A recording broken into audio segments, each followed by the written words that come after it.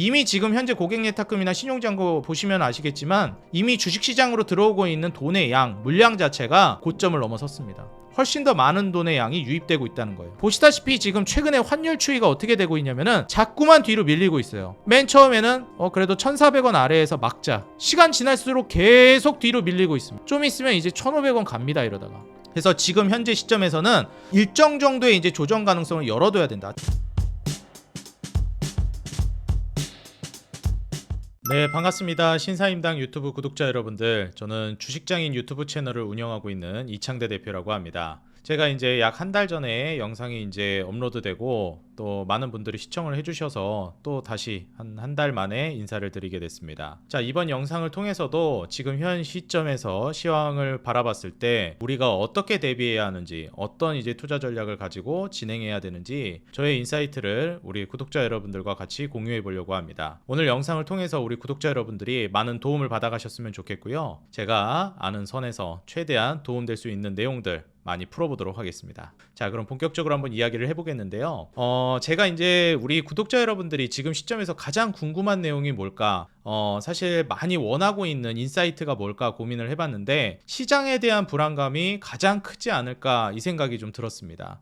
왜냐하면 일단 기본적으로 이제 10월달 증시가 정말 좋았습니다. 한국도 그렇고 미국도 그렇고 굉장히 좋았는데 다들 아시죠? 증시도 그렇고 주가도 그렇고 많이 올라가게 되면 변동성도 그만큼이나 커집니다. 그래서 쭉쭉쭉 잘 올라가고 있었던 지수라든지 주가가 한번 살짝 조정이 나올 때 굉장히 크리티컬하게 하락하는 모습을 보여줘요. 이러다 보니 혹시라도 고점에서 물리셨던 분들은 이거를 어떻게 대처해야 되나 이런 생각을 많이 가지게 되십니다. 그리고 여기에서 굉장히 불안한 것이 이번에 조정이 그냥 일시적인 조금의 조정이 될 것인지 강력하게 무너져버리는 패닉이 되면서 이제 말 그대로 제가 강조드렸던 창조적 파괴 형식의 무너져 내리는 이제 하락이 될 것인지 여기에 대한 어찌 보면 불안감이 가장 클 거라고 생각됩니다. 여기에 대해서 우리가 어떻게 이제 해결책을 내놓아야 하는가 이걸 생각해 본다라고 했을 때 좀 허무하실 수도 있는데요.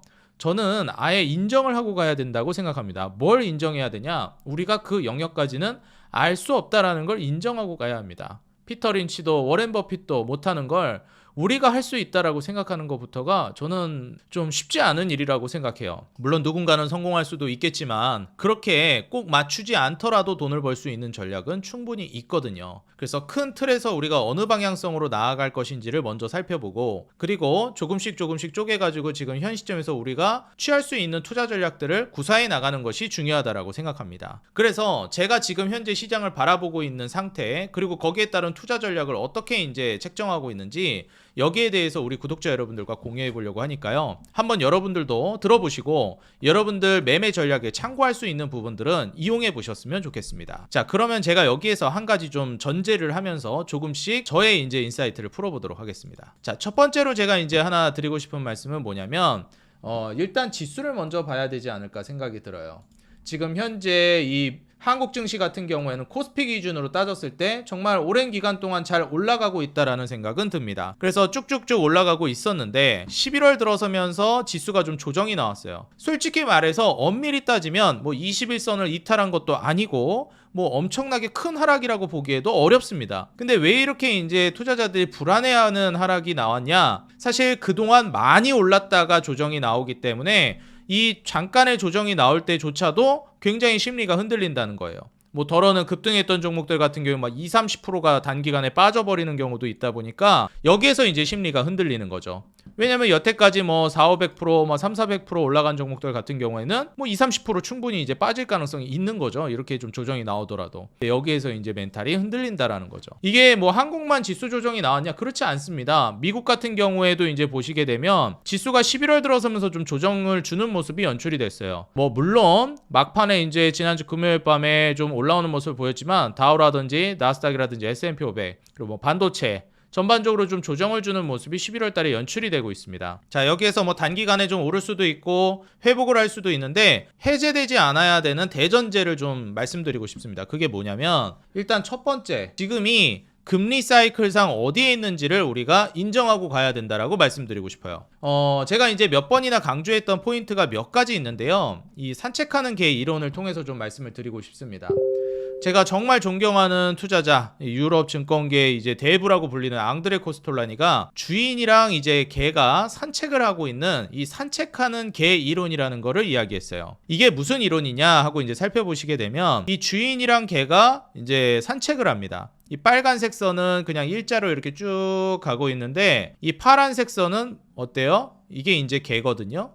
강아지가 이렇게 왔다 갔다 하면서 움직입니다. 예를 들어서 이제 이 주인이 빨간색 선이라고 가정했을 때 이렇게 쭉 이제 방향성을 잡고 이렇게 우상향을 해 나갑니다. 시간이 이제 흐름에 따라서 계속해서 앞으로 전진해 나간다는 거예요. 그런데 이제 개 같은 경우는 어때요? 주인보다 막 앞에 가기도 하고 막 뒤로 뒤처지기도 하고 하면서 막 옆으로 갔다 위로 갔다 난리도 아니죠. 막 엄청 활발하게 움직이잖아요. 그래서 이 주인을 실물 경제에 이제 빗댔고 이 개, 강아지를 이제 주식시장에 비유를 했습니다. 그래서 실물 경제가 어느 정도 우상향을 한다든지 쭉 이제 앞으로 전진하고 있으면 그보다도 높이 평가될 때가 있고 그 다음에 낮게 평가될 때가 있고 다시 말해서 앞서가기도 하고 뒤로 처지기도 하면서 굉장히 이제 변동성을 크게 가져간다라는 것이죠. 하지만 방향성은 어딜 따라간다? 실물 경제를 따라간다. 그래서 여기서 우리가 이제 대전제로 깔려야 하는 것, 결국 국가가 어느 정도 성장이 잘 맞춰줘야지 성장을 해나갈 수 있지, 기본적인 이 성장의 틀이 잡히지 않으면은 올라가기가 쉽지 않습니다. 그리고 여기서 또 한 가지 우리가 인정하고 가야 되는 것이 무엇이냐, 이 경기 사이클 그리고 경제의 성장이라든지 퇴보 이런 것과 그리고 이 주식시장 사이클이 꼭 일치하지 않는다라는 것을 우리가 이해하고 가야 돼요. 자, 그렇다라고 하면 주식시장은 꼭 일치하지 않는다라고 했을 때 사이클상으로 어디에 추종하면서 움직이는가를 살펴보면 앙드레 코스톨라니가 얘기하는 것은 결국에는 이제 금리 사이클에 따라서 강력한 영향을 받는다. 실제로 앙드레 코스톨라니가 자기의 이제 저자죠. 그 책에다가 돈 뜨겁게 사랑하고 차갑게 다루어라. 이 책에서도 이제 얘기했지만 금리가 이제 인하되는 시점, 뭐 경기가 안 좋아지면서 금리가 떨어지면 언제라든지 어디서라든지 묻지 말고 당장 주식시장에 뛰어들어라. 이런 말을 했습니다. 저는 지금도 크게 다르지 않다라고 생각합니다. 지금까지 제가 뭐 10년 넘게 뭐 투자자분들을 교육하고 계속 이끌어왔지만 변하지 않았던 사실 중에 하나가 있어요. 주식시장은 무슨 논리에 따라 움직인다? 주식시장은 금리 사이클에 따라 움직인다. 경기 사이클 물론 영향을 받지만 훨씬 더 직접적으로 영향을 주는 것은 금리 사이클이라는 겁니다. 그렇기 때문에 지금 현재 우리가 금리 사이클 상에서 어디에 위치해 있는지를 아는 것이 중요해요. 제가 주식 뭐 이제 앞으로 증시를 맞출 수 없다라는 걸 인정한다라고 하면 증시 분석을 왜 하냐? 할 필요가 있냐? 하는데 저는 할 필요가 있다고 생각합니다. 왜? 내가 현재 어디에 서 있는지는 알아야 되거든요. 그래야 어떤 단계가 내 앞에 펼쳐질지를 유추해 볼 수 있는 겁니다. 정확한 단계까지는 맞출 수 없겠지만 큰 틀은 우리가 이해하고 갈 수 있다는 거예요. 자, 거기에 대해서 하나하나 설명을 드리겠습니다. 대전제, 워렌 버핏, 피터 린치도 못하는 증시 맞추기는 포기하자. 이거 안 해도 돈 벌 수 있다. 자, 주식시장은 금리 사이클에 따라서 움직인다. 자, 그렇다라고 하면 금리 사이클에 따라서 움직인다라고 했을 때 현재 금리 사이클은 어디에 있는가? 금리 인하 사이클에 있습니다. 현재는 다들 인정하실 겁니다. 미국이 이제 금리 인하를 2024년 말부터 시작을 했고 사실 이제 계속해서 금리 인하를 할 생각이 있었는데 24년 말에는 좀 보험성 인하였어요. 제가 지난 한 달 전에 얘기했던 그 인슈런스 컷, 리세션 컷 여기서도 말씀을 드렸지만 보험성 금리 인하를 진행했습니다. 그러다 보니까 그 보험성 금리 인하를 할 때는 시장 분위기가 뭐 나쁘지 않다라고 좀 볼 수 있었습니다. 금리 인하를 모두 환호하는 분위기였어요. 그래서 24년도에도 증시 분위기 나쁘지 않았는데 좀 크리티컬하게 시장에 좀 악영향을 미쳤던 요소 중에 하나가 트럼프가 당선되면서 관세라는 키워드를 꺼내 들었습니다. 그러다 보니까 이제 관세로 인해서 심리가 굉장히 많이 위축되기도 했고 혼란이 야기되다 보니까 금리 인하를 하려고 했던 연준이 금리 인하를 도중에 스탑해버렸습니다. 이게 거의 한 9개월간 지속됐고 그리고 이제 올해 연말부터 해가지고 다시 금리 인하를 재개했죠. 왜냐면 관세가 이제 어느 정도는 좀 안정기에 접어들었다고 보고 있거든요. 이거 아시는 분들은 아시겠지만 그리고 미국에서 기업하는 사업 뭐 업체들 대기업 이쪽을 보게 되면은 오히려 이제 세제 혜택이라든지 이러한 부분들을 좀 고려해 본다라고 했을 때 관세가 충분히 상쇄된다라는 평가가 많이 나오고 있습니다. 그래서 우방국이라든지 미국에서 이제 사업을 영위하고 있는 기업들에 한해서겠죠. 그래서 이런 점을 이제 좀 고려해서 본다라고 했을 때 금리 인하 사이클에 놓여 있다라는 거, 심지어 멈췄던 금리 인하 사이클이 다시 또 가동이 됐다라는 거, 이거를 이제 우리가 이해해야 됩니다. 자, 금리 인하 사이클에서 우리가 이제 생각해 볼 수 있는 것은 이제 앞으로 이제 유동성까지도 우리가 기대해 볼 수 있다는 겁니다. 이번에 연준이 금리 인하를 한 번 더 단행하면서 뭐라고 했냐면 양적 긴축을 12월 조기 종료하겠다라고 얘기했습니다. 우리가 긴축을 조기 종료했다라는 게 뭔가요? 돈을 쪼이는 게 긴축입니다. 근데 그걸 조기 종료하겠다고 했습니다. 그렇다면 그 다음 단계는 뭘까요? 무조건 그런 건 아니겠지만 매우 높은 확률로 어떻게 될까요? 이제 완화 국면으로 갈 가능성이 높다라는 겁니다. 여태까지 긴축을 계속 해왔는데 이제 그 긴축을 종료하겠다는 거예요. 그럼 보통 이제 그 다음 단계 완화를 준비한다라고 우리가 생각해 볼 수 있는 겁니다. 제가 지난 그 신사임당 유튜브 구독자 여러분들께 말씀을 드렸지만 금리 인하의 가장 중요한 명분이 뭐라고 말씀드렸죠? 불경기라고 말씀드렸죠. 보조 명분은 물가 안정. 근데 지금 현재 물가 안정이 되고 있느냐, 그리고 앞으로 될 것이냐를 유추해 보려면 유가 상황을 봐야 되는데 유가가 어떻다? 낮은 가격을 꾸준히 유지해주고 있다. 그렇기 때문에 유가가 이렇게 이제 낮은 가격, 뭐 60불 아래로 유지하고 있는 이런 현 상황에서는 뭐 관세 때문에 물가가 올라간다, 막 이런 얘기들을 하지만 사실상 실질적으로 물가가 올라간다는 게 쉽지가 않다. 이렇게 좀 볼 수 있겠습니다. 그래서 이러한 지점을 이제 우리가 생각해 본다라고 했을 때는 지금 현 시점에서 우리가 앞으로 이 불경기 모멘텀이 심각해진다라고 했을 때는 금리 인하 가능성이 훨씬 더 올라간다라는 거예요. 자, 그러면은 지금 이제 불경기에 대한 뭐라고 해야 될까요? 좀 불안감이 있느냐? 지금 실제로 11월 달 들어서면서 지수가 좀 조정이 나오는 가장 중요한 트리거 중에 하나이기도 한데 지금 셧다운 이슈가 가장 강력하게 불어오고 있습니다. 지금 미국에서 이제 셧다운 이슈가 이제 얘기가 나오면서 경기가 계속 안 좋을 것이다, 이런 얘기가 나오고 있어요. 미국 백악관에서도 셧다운이 계속되면 4분기 마이너스 성장이 될 수도 있다. 뭐 솔직히 진짜 그렇게 될지는 모르겠지만 일단 분위기 자체가 안 좋은 건 분명한 사실입니다. 역대 최장기간 이제 셧다운이 진행되고 있고 여기에 따라서 지금 소비 심리 같은 경우에도 꺾이고 있는 상황이죠. 제가 지난번에도 셧다운이 이제 전개되고 있기 때문에 사실상 여기에 대해서 고용 지표들이 잘 안 나오고 있는 건 있는데 직전에 나왔던 고용 지표까지 우리가 생각을 해본다라고 하면은 고용 지표들이 상당히 이제 안 좋아지고 있는, 상당히 무너지고 있는 모습을 연출해 줬습니다. 그러면 사실 이제 고용 지표가 경기를 결정짓는 거의 결정타라고 볼 수 있습니다. 왜 그러냐면 일단 기본적으로 이제 고용 지표가 안 좋아진다, 뭐 실업률이 올라간다, 이런 것들을 우리가 이제 생각해 본다라고 하면은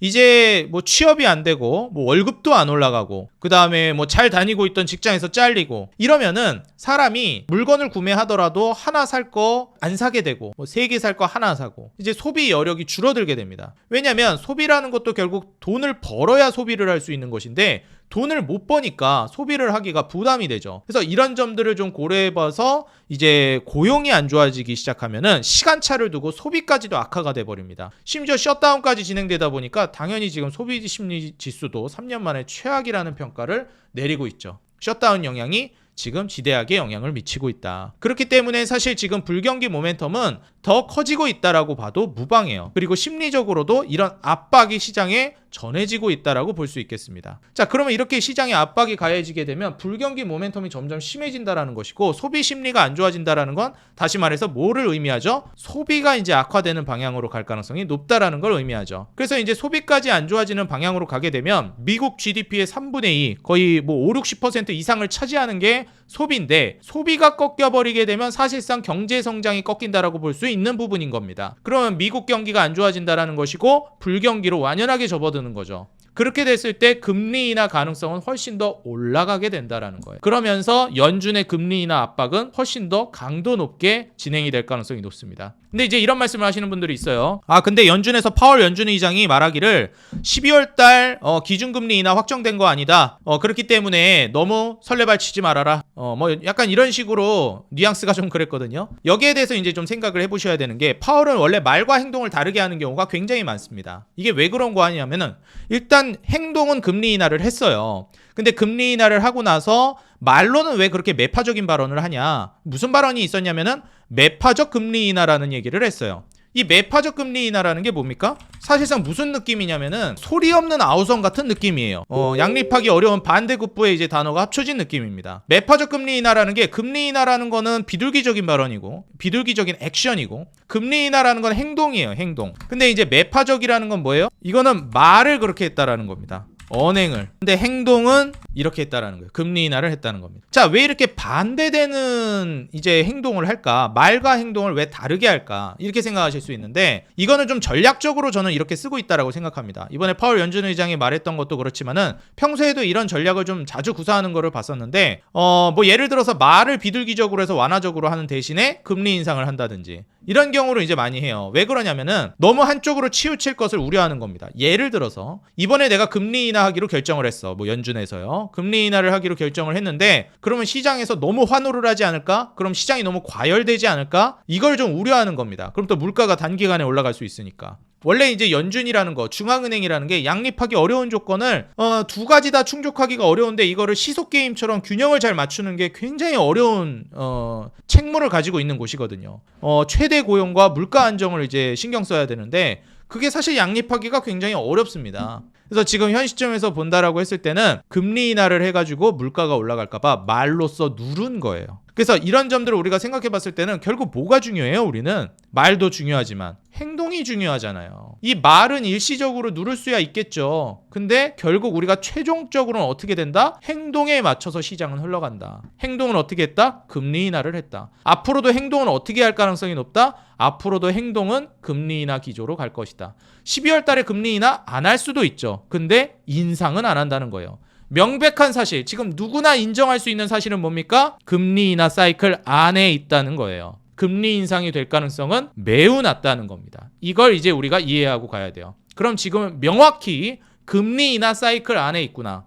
그렇기 때문에 유동성이 풀려나가겠구나. 경기도 계속 안 좋다고 하는구나. 그럼 앞으로 이제 우리는 어떻게 될 것인가? 시장에 막대한 유동성이 풀려나오는 것을 우리가 예상해 볼 수 있다라는 겁니다. 자, 여기서 또 이제 굉장히 아이러니한 상황이 또 벌어질 수 있습니다. 와, 실물 경기가 이렇게 불안하고 안 좋은데 투자 시장이 이렇게 좋다고? 말도 안 돼. 근데 그런 일이 발생한다는 거예요. 왜? 항상 똑같은 사이클로 움직이진 않기 때문에. 실물 경기랑 주식 시장이랑 반대급부로 엇박을 타는 경우도 꽤 많다는 겁니다. 그런 시기가 이제 이런 시기예요. 불경기가 이제 극도로 치달아 가면서 여기에서 그 명분으로 금리 인하를 할 때 유동성이 풀려나기 때문에. 근데 이제 말씀드렸죠. 이제 리세션 컷, 침체로 인한 금리 인하가 진행된다라고 했을 때는 이럴 때는 이제 무슨 일이 발생한다고요? 그렇죠. 시장을 한번 심리가 무너지게 되면은 무너뜨렸다가 갈 가능성이 있습니다. 그래서 사실 무너지던 적절한 조정이 나오던 최종적인 단계는 어떻게 된다? 결국 증시는 올라가게 된다. 우상향을 하게 된다. 투자 시장은 활성화된다. 이걸 우리가 이해해야 됩니다. 그래서 이 과정 안에서 우리가 살펴볼 수 있을 만한 게 지금 한국 시장 같은 경우에도 고객 예탁금이라든지 신용 잔고가 굉장히 많이 올라오고 있습니다. 자, 그럼 불안 요소는 무엇인가? 우리가 우려하고 걱정해야 될 만한 포인트는 무엇인가? 이거를 봐야 하는데 일단 신용 잔고가 굉장히 많다는 겁니다. 그렇기 때문에 이제 이러한 신용 잔고가 늘어나고 있는, 빚으로 투자하고 있는 투자 물량이 많아진다라는 것은 그 자체만으로도 위험한 구조라는 걸 우리가 생각해 볼 수 있어요. 그래서 신용을 한번 속된 말로 무너뜨렸다 갈 수도 있습니다. 그런 방법이 뭐가 있죠? 지수를 깜짝 놀래게 무너뜨리는 겁니다. 그러면 빚으로 투자한 투자금들이 반대 매매가 나가면서 다 이제 강제 매도가 청산이 당해버리는 거죠. 거기서 이제 패닉이 온다든지 과한 하락이 나올 수도 있는 겁니다. 그런데 이건 우리가 어떻게 할 수 있는 것이다? 그렇죠. 확정 지을 수 있는 부분은 아니라는 거예요. 왜냐하면 시장이라는 게 연착륙을 할 수도 있는 거거든요. 부드럽게 컨트롤을 해가지고 좀 시장이 안 좋아지는 것 같은데 충격이 오는 정도는 아니고 적절히 조정이 나왔다가 다시 올라가는 이런 방향이 될 수도 있는 거고, 정부가 컨트롤을 잘해가지고 이게 조금 삐끗하고 심리가 무너져 버려가지고 와장창창 시장이 무너졌다가 갈 수도 있는 겁니다.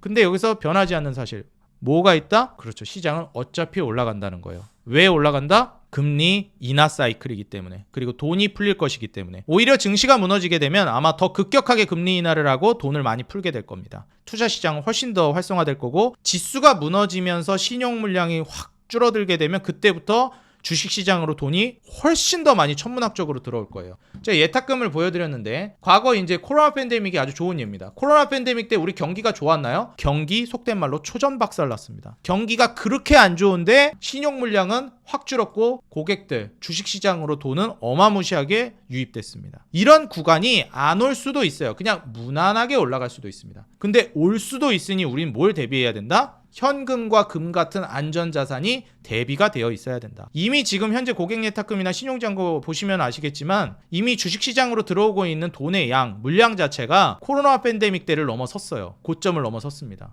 훨씬 더 많은 돈의 양이 유입되고 있다는 거예요. 이땐 고객 예탁금 기준으로 많아야 80조가 좀 안 됐는데 이제는 90조를 넘보고 있다는 거예요. 좀 꺾여서 뭐 86조 이러는데 뭐 88조, 90조 언저리까지도 올라가고 있다는 겁니다. 이렇게 이제 시장으로 돈이 많이 들어오고 있는데 만약에 지수 조정이 강력하게 나온다? 훨씬 더 물밀듯이 시장으로 돈이 들어올 겁니다. 그렇기 때문에 우리는 좋은 주식을 사야 한다라는 전제가 가장 중요해요. 좋은 주식을 사고 시장이 무너져도 가져갈 만한 주식을 적절한 좋은 가격에 사놓고 뭘 해야 한다? 돌발 악재가 터져서 혹시라도 시장이 좀 패닉으로 무너지면 그때 더 담을 수 있을 만한 안전마진, 현금이나 금 같은 이런 안전마진이 확보가 되어 있어야 된다는 겁니다. 만약에 조정이 크게 안 나오고 그대로 다시 또 우상향하면서 대세 상승이 오면요, 매수해놓은 물량으로 수익을 내면 되는 거예요. 그럼 이런 분들이 있어요.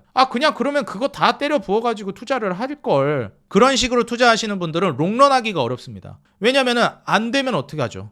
진짜 코로나가 터질 걸 누가 알았나요? 아무도 몰랐습니다. 근데 항상 우리가 지나고 나서 알아요. 항상 위기 상황을 대비해야 되는구나. 우리가 인생을 살다 보면 무슨 일이 터질지 모르는 거구나. 그래서 항상 그런 것들을 대비해야 된다라고 어른들이 말씀하시잖아요. 근데 그거를 몰라요, 잘. 젊었을 때는. 왜? 안 겪어봤으니까. 똑같아요. 주식시장에서 이제 투자를 해본 지 1, 2년밖에 안 된 분들은 몰라요. 왜? 안 해봤으니까. 근데 지금 이 영상을 시청하고 계시는 분들 중에 주식시장 내가 뭐 20, 30년 이상 했다, 뭐 사이클 몇 번을 겪었다 하시는 분들은 아실 거예요. 맞아. 그런 악재 누구도 예측하지 못하게 와. 그렇기 때문에 그걸 대비한 현금이나 이런 건 꼭 구비가 되어 있어야 돼. 경력이 많으신 분들은 다 이해하실 거예요, 제 말을.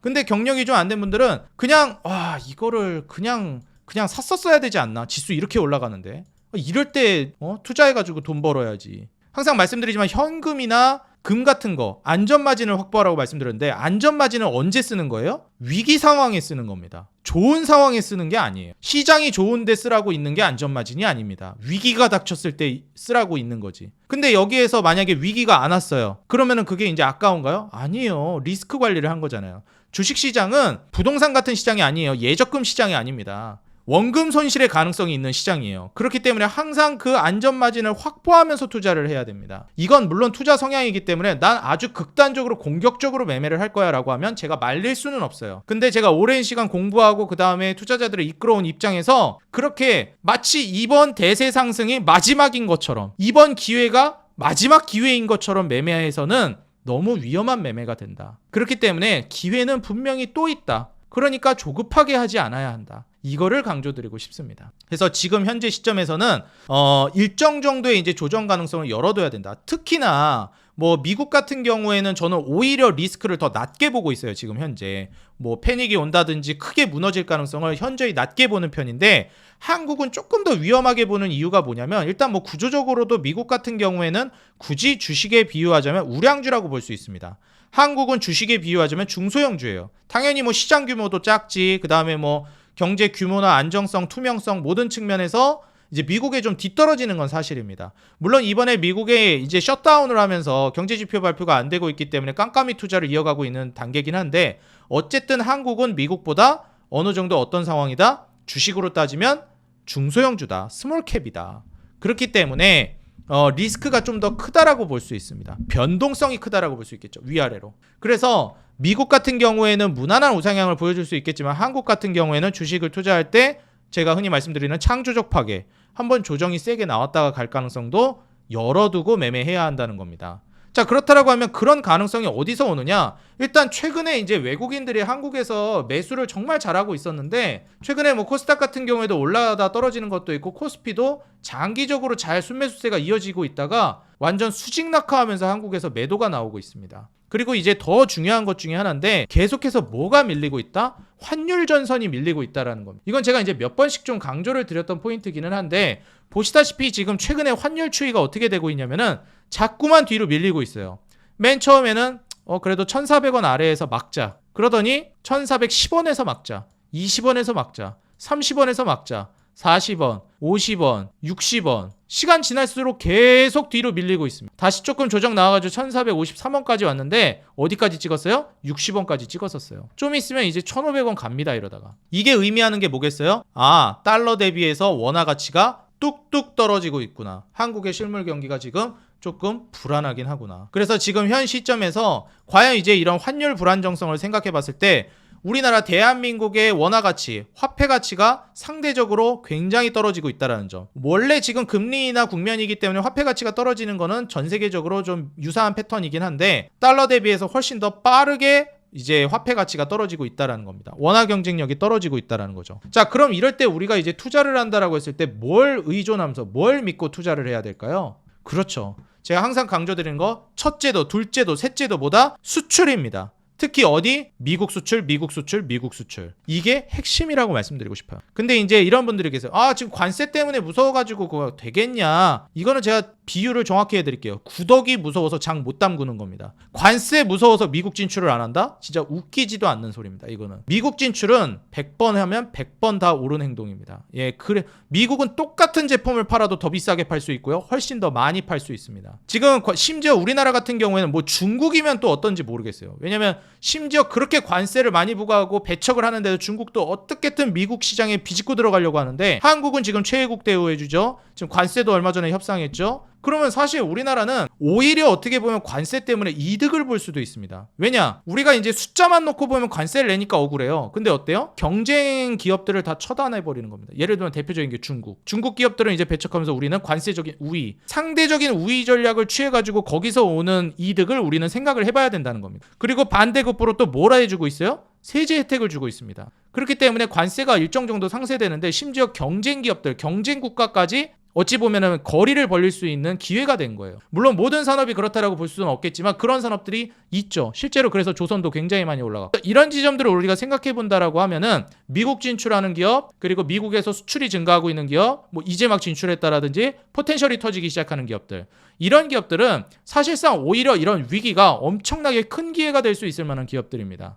그래서 지금 우리가 가장 먼저 포커스 잡아야 되는 거는 미국 수출이 제대로 되고 있는가, 더 나아가서 해외 수출이 활로가 잘 뚫려 나가고 있고 확장을 잘하고 있는 기업인가. 항상 얘기하잖아요. 우리나라는 뭐로 먹고 사는 기업? 수출로 먹고 사는 기업. 수출로 먹고 사는 나라다. 자원 하나 안 나는 나라다.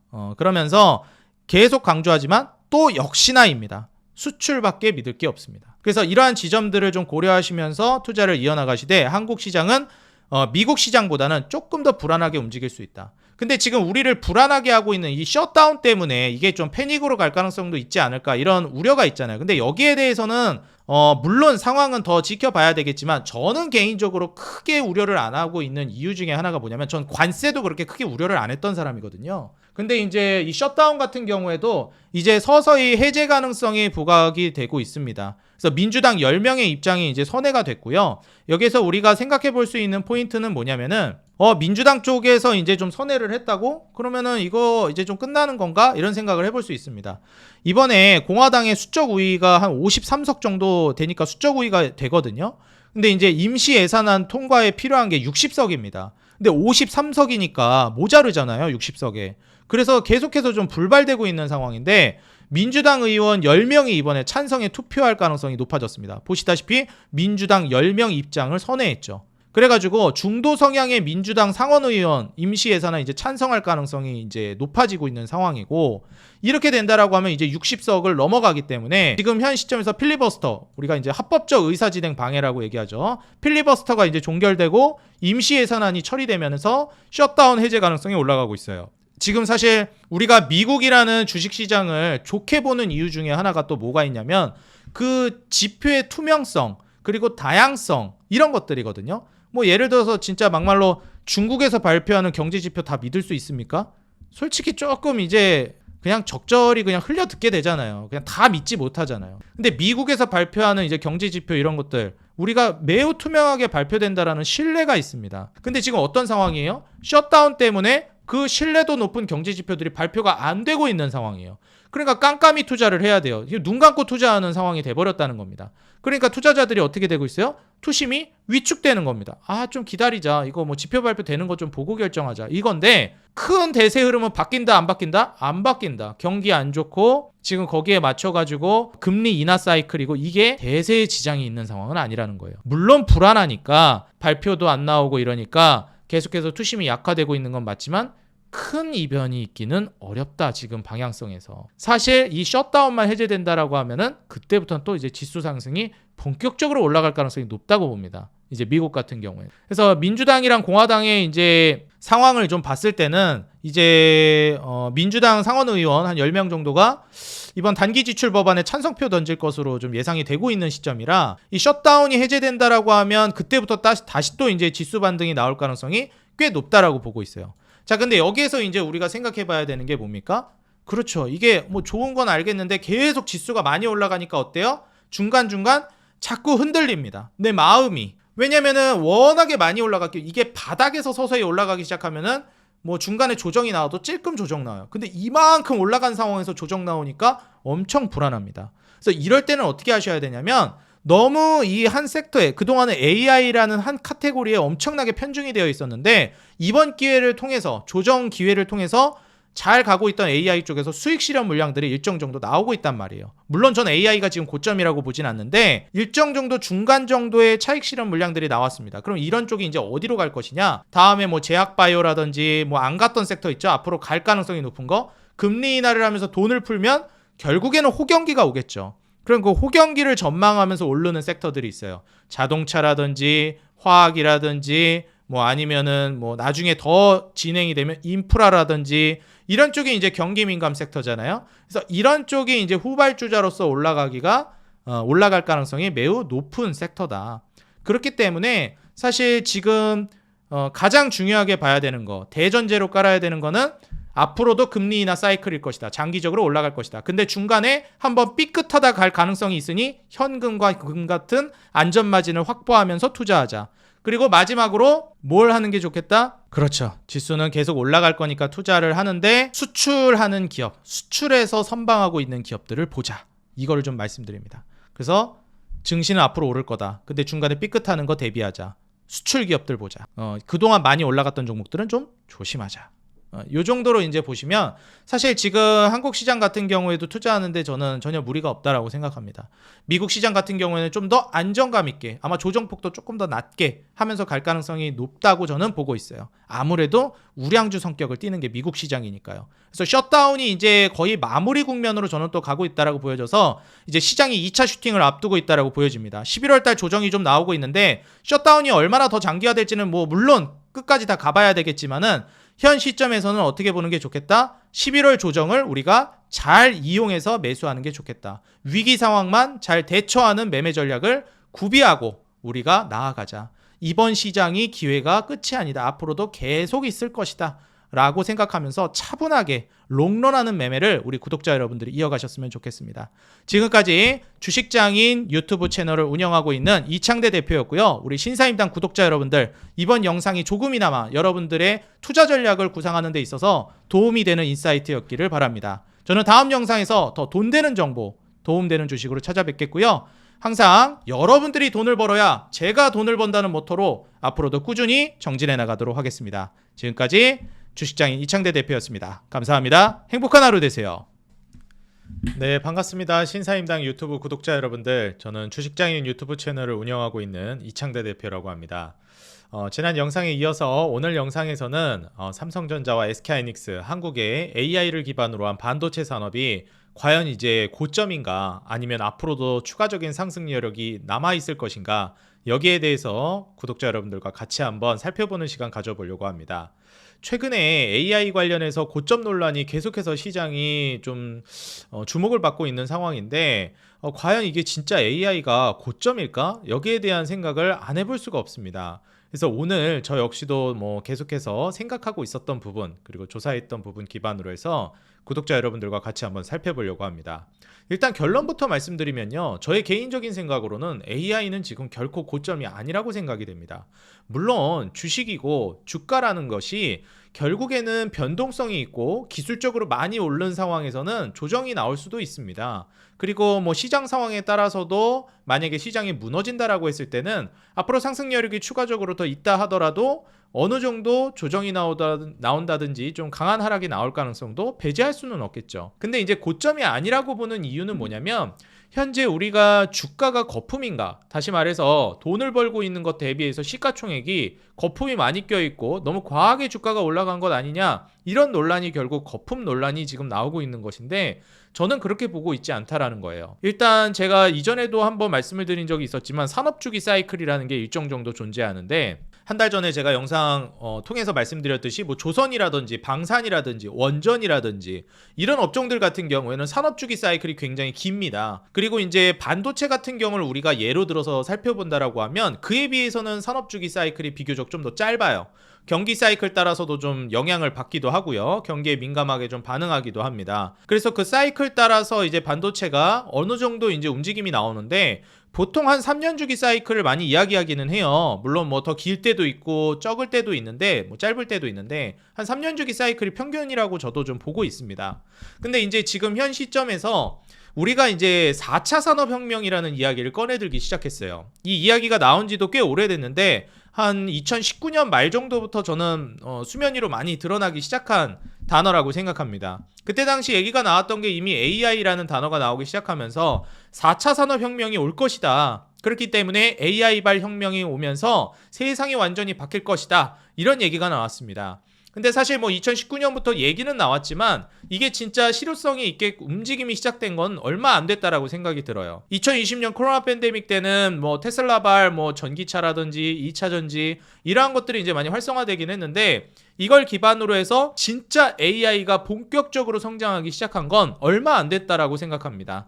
이번 유동성을 통해서 한 2024년, 3년 이 정도부터 이제 시작된 그 모멘텀 자체가 쭉 이어져 오고 있는 거라고 보여져요. 그래서 사실 4차 산업혁명이라는 이야기는 나온 지가 꽤 됐지만 실질적으로 이게 산업에 이제 영향을 미치면서 확장이 되기 시작한 거는 얼마 안 됐다라는 것이죠. 자, 그렇다면 현 시점에서 우리가 생각해 볼 것은 무엇이냐? 이 4차 산업혁명의 핵심 축이라고 얘기하고 있는 이 AI 산업이라는 것 자체도 지금 산업주기 사이클이 그다지 많이 진행되지 않은 상황으로 저는 보고 있습니다. 자, 여기서 우리가 생각해 볼 건 뭐냐면 그럼 우리가 지금 진행하고 있는 세계적인 이 AI 산업이라는 것이 어느 정도 단계에 와 있는가 이걸 우리가 생각해 봐야 되겠는데 얼마 전까지 AI 관련된 종목들이 정말 많이 올랐습니다. 뭐 엔비디아도 그렇겠지만 AI 관련된 반도체 종목들도 그렇고 이 AI를 구성하기 위해서는 데이터 센터를 기반으로 한 인프라들을 구성해야 된다.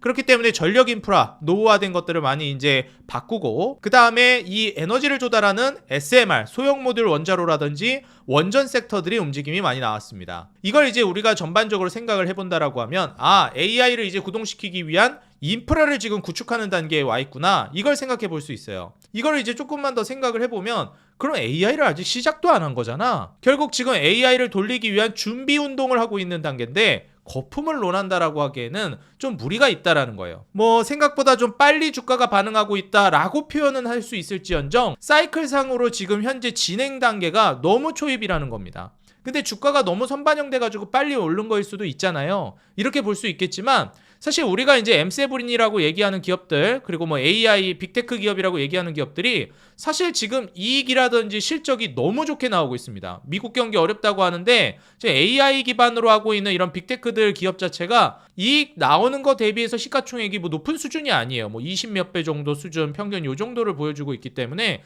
뭐 이 정도면은 그다지 엄청 고평가되어 있다라고 평가할 만한 수준은 아니라고 봅니다. 특히나 미국 시장의 이제 프리미엄을 생각해 보거나 앞으로의 성장성을 생각해 본다라고 하면 지금을 과연 거품이라고 할 수 있는가? 일각에서는 뭐 IT 버블과 좀 비교를 하기도 하던데 저는 이거는 저의 개인적인 생각입니다. 좀 터무니없다고 생각해요. 어떻게 AI 산업과 IT 버블을 비교할 수가 있나? IT 버블 때는 솔직히 제가 이제 진짜 피부로 와닿게 경험했다라고 보기는 어려울 것 같아요. 제가 그때 당시엔 너무 어렸기 때문에. 근데 어찌됐건 IT 버블을 이야기하는 단계에서 계속 얘기가 나오는 건 뭔가요? 그때는 뭐 인터넷을 개설하면 급등했다. 뭐 I 들어가고 인터넷 E 들어가고 이러면은 이제 급등했다. 이런 수준. 뭐 그러니까 이익이 제대로 나오고 있지도 않은데 적자 보고 있는데 그냥 사이트 개설했다고 올라가고 급등하고 뭐 추세 상승 나오고 이런 식이었다라는 것이죠. 근데 과연 이런 걸 우리가 이제 진짜 실질적인 이익이 받쳐주면서 올라간 상황이라고 볼 수 있는가? 결코 그렇지가 않죠. 진짜 꿈을 먹고 올라갔던 것들이 이제 IT 버블이라고 우리가 표현하는 것인데 지금 AI는 꿈을 먹고 가는 게 아니거든요. 기대감을 먹고 가는 게 아니에요. 수요가 이만큼 쌓여 있고 이 수요를 감당하기 위해서 지금 인프라를 구성하면서 산업을 확장해 나가고 있는 단계인데 이걸 거품이라고 하기에는 어렵다라는 거죠. 그리고 실제로 기업들의 이익이 나오고 있는 단계이기 때문에 이걸 과연 IT 버블과 비교하는 것이 맞는가? 저는 여기에는 좀 무리가 있다라고 생각합니다. 그리고 이전에도 몇 번 언급드린 적이 있었는데 산업혁명이라는 말은 아무데나 갖다 붙이는 게 아닙니다. 일반적인 반도체 사이클을 한 3년 주기로 본다라고 했지만 우리가 산업혁명이라고 부르는 이 AI 단계의 이 사이클 자체는 저는 최소 10년 이상을 넘어갈 거라고 보고 있어요. 그 이유가 뭐냐면 우리가 사실 스마트폰이 처음 세상에 나왔을 때 이건 가히 혁명이라는 단어를 쓸 법한 매우 엄청난 파급력을 보여줬습니다. 애플이 처음에 스마트폰을 나오게 만들었고 그 이후에 이제 스마트폰 시장 자체도 엄청나게 성장을 했죠. 물론 그 이전부터 휴대폰 시장은 성장을 해왔다라고 볼 수 있겠지만 사실상 이제 애플의 아이폰 그리고 스마트폰이 출시가 되면서부터 일약도약을 하기 시작한 게 사실상 스마트폰 시장, 휴대폰 시장입니다. 왜냐하면 하나의 이제 휴대용 컴퓨터가 됐다라고 볼 수 있을 정도로 스마트폰에 들어가는 부품이라든지 그 다음에 인프라라든지 거기에 들어가는 이제 부가가치들 그리고 효과들 이러한 이제 분야 자체가 엄청난 확장성을 불러왔다라는 겁니다. 그리고 수요자들의 그 대기 수요 자체도 엄청나게 바뀌었죠. 가격은 많이 뛰었지만 모두가 그걸 원했습니다. 왜냐?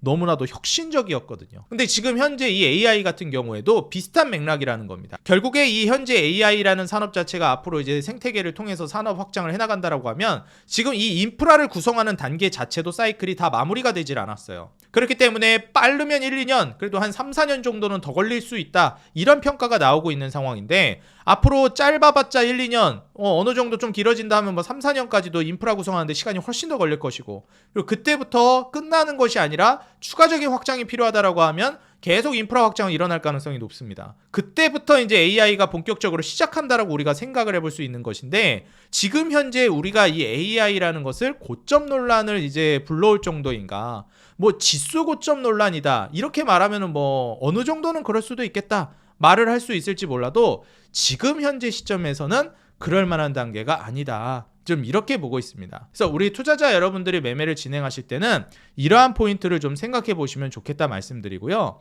그 다음에 지금 현 시점에서 우리가 투자를 한다라고 했을 때 어떤 포인트를 봐야 되는지 같이 한번 좀 살펴보도록 하겠습니다. 자, 일단 이제 삼성전자뿐만 아니라 그 다음에 이제 SK하이닉스 이러한 종목들이 이제 잘 올라가다가 좀 주춤하는 모습을 보여줬어요. 그러다 보니 지금 투자자들 사이에서도 이거 AI가 조금 이제 주춤하지 않을까? 이거 좀 거품 아닌가? 이제 고점 찍고 떨어지는 거 아닌가? 이런 얘기를 하지만 제가 말씀드렸죠. 이제부터 확장이 시작되고 있는 단계라고 보여진다.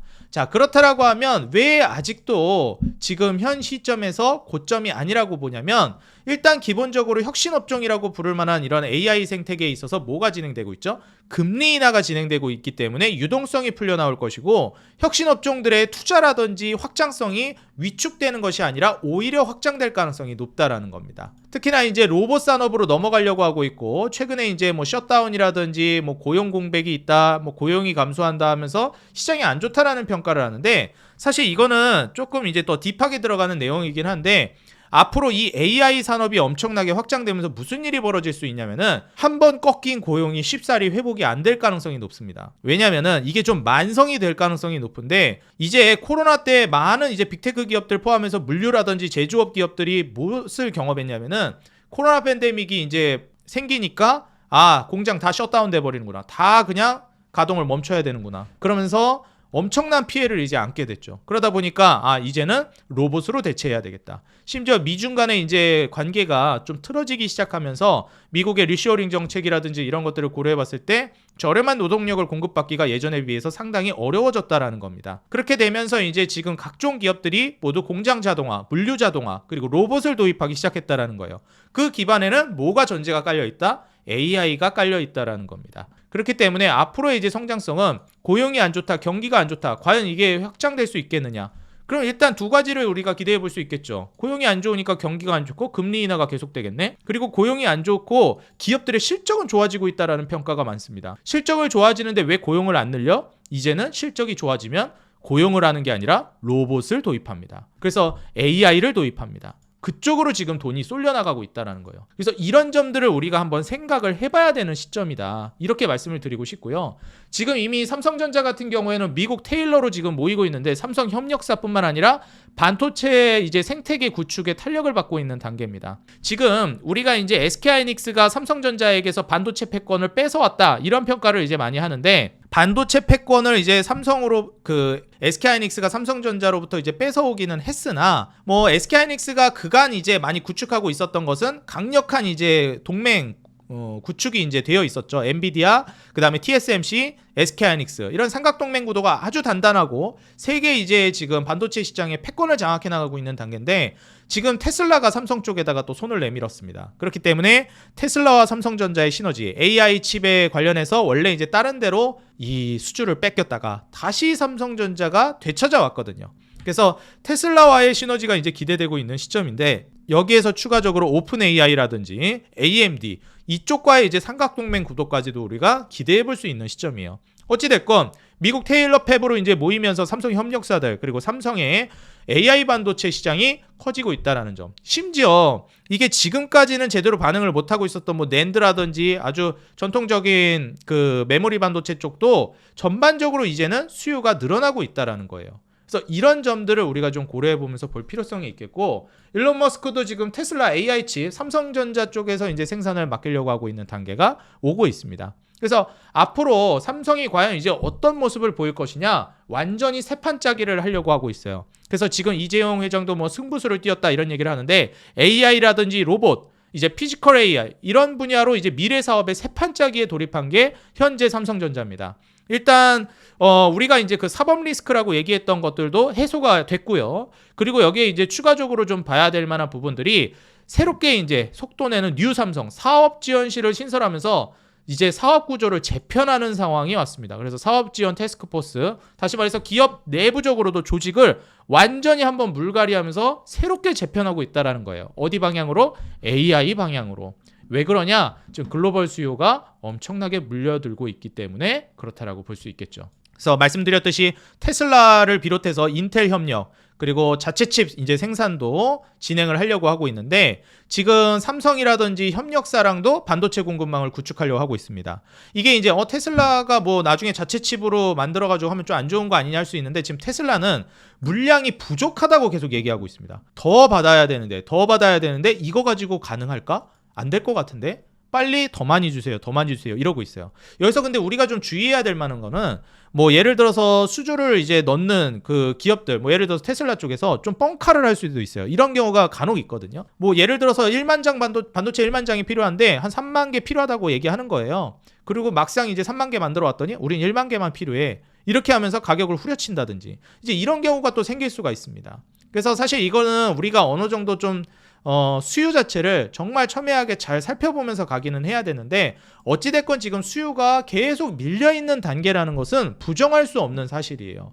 그래서 삼성전자가 지금 TSMC 같은 경우에도 제조협력사 모두 이제 미국에 집결하고 있고 메이드 인 USA로 가고 있다. 심지어 미국 같은 경우는 세제 혜택까지 주고 있는 상황이기 때문에 여기에 따른 우리 수혜를 기대해 볼 수 있다는 거죠. 근데 우리가 또 이제 이 테슬라를 주목하는 이유 중에 하나가 워낙에 이 혁신 산업에 있어서는 가장 앞서 나가고 있는 미국의 빅테크 기업 중에 하나죠. 머스크의 이제 1조 달러 꿈, 테슬라가 이제 AI 로봇 기업으로 탈바꿈하려고 하고 있습니다. 자, 일전에도 몇 번 언급드린 적이 있었는데 테슬라의 최종 목표치는 전기차가 아니라고 말씀드린 적이 있어요.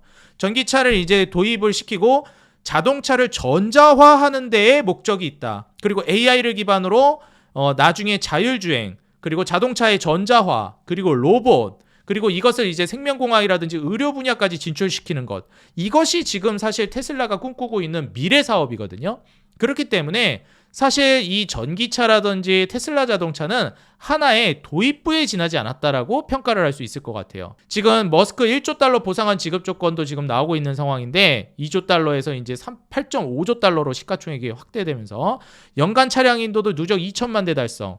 그리고 완전 자율주행 구독자도 1,000만 명 확보, 로보택시라든지 휴머노이드 로봇 분야까지도 계속해서 이제 확장 국면을 해 나갈 가능성이 높다라고 보시면 될 것 같아요.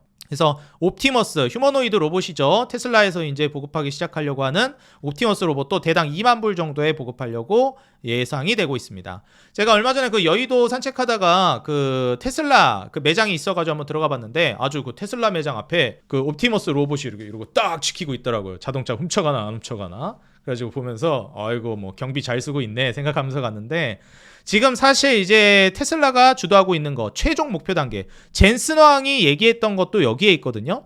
AI의 최종 목표는 피지컬 AI다. 자기 스스로 연산하고 학습하고 이거를 물리적인 부분에까지 이제 전달하는 단계, AI의 최종 단계라고 얘기하는 피지컬 AI. 거기에 핵심 산업이 자율주행과 로봇입니다. 지금 이거를 가장 앞서서 구축해 나가려고 하고 있는 것이 테슬라라고 볼 수 있겠죠. 그리고 그거에 필요한 기반 뭐 그래픽 카드라든지 우리가 흔히 얘기하는 AI의 인프라라고 부르는, 여기에 핵심을 가져가고 있는 게 또 엔비디아라고 볼 수 있겠죠. 그래서 이 두 기업이 가장 주목할 만한데, 삼성의 테슬라 협력 그리고 SK하이닉스의 이제 엔비디아 협력은 앞으로 대한민국의 이제 AI 산업에 있어서 삼성과 SK가 여전히 쌍두마차 역할을 하면서 AI 산업을 이끌어갈 것이다라는 기대감을 줄 수 있는 상황이라고 보여집니다. 솔직히 이제 미국에서도 AI 고점론이 계속 나오기도 했고요. 뭐 이제는 더 이상 올라가기 쉽지 않을 것 같다 이런 얘기들도 나오고 있는데, 젠슨 왕이 그냥 아예 이 우려를 불식시켜 버렸습니다. 젠슨 왕이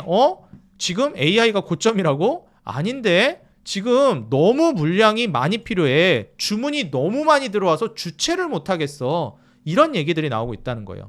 하이닉스 삼성에서도 샘플을 받아서 이제 TSMC에 웨이퍼 추가 주문을 하려고 하고 있는 상황이고요. 직접 얘기를 했죠. 메모리 제조사들 생산 능력 확충하려고 하고 있고, 블랙의 수요가 매우 강력하다라고 표현했습니다. 매우 강력하다. 수요가 너무 세가지고 우리가 생산을 따라가기가 어려운 수준이다. 이런 얘기를 하고 있다는 거. 그래서 이런 시점에서 우리가 과연 지금 AI 고점론을 얘기할 수 있을까? 잠시 쉬어가는 구간이야? 당연히 있을 수 있겠죠. 그렇지만 장기적으로 봤을 때 지금이 고점이다? 이렇게 보기에는 앞으로 성장 모멘텀이라든지 지금 수요가 너무 막강하다라는 거예요.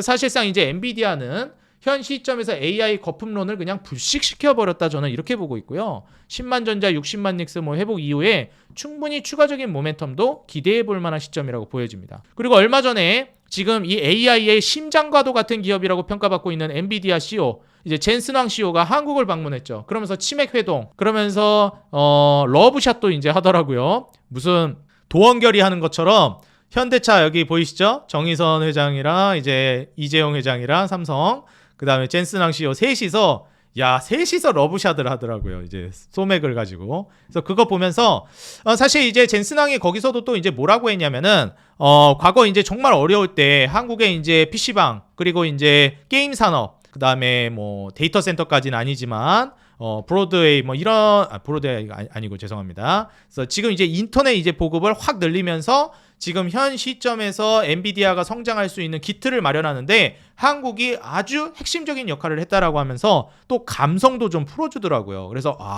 이런 또 감성적인 면까지 챙겨주는구나 생각이 들었는데, 뭐 솔직히 이런 뭐 듣기 좋은 말 하는 것뿐만 아니라 사업적으로도 좀 시너지가 나는 게 중요할 텐데, 현대차랑 그 다음에 삼성 그리고 SK, 네이버까지 이 4개 기업에다가 GPU를 26만 장을 풀고 갔습니다.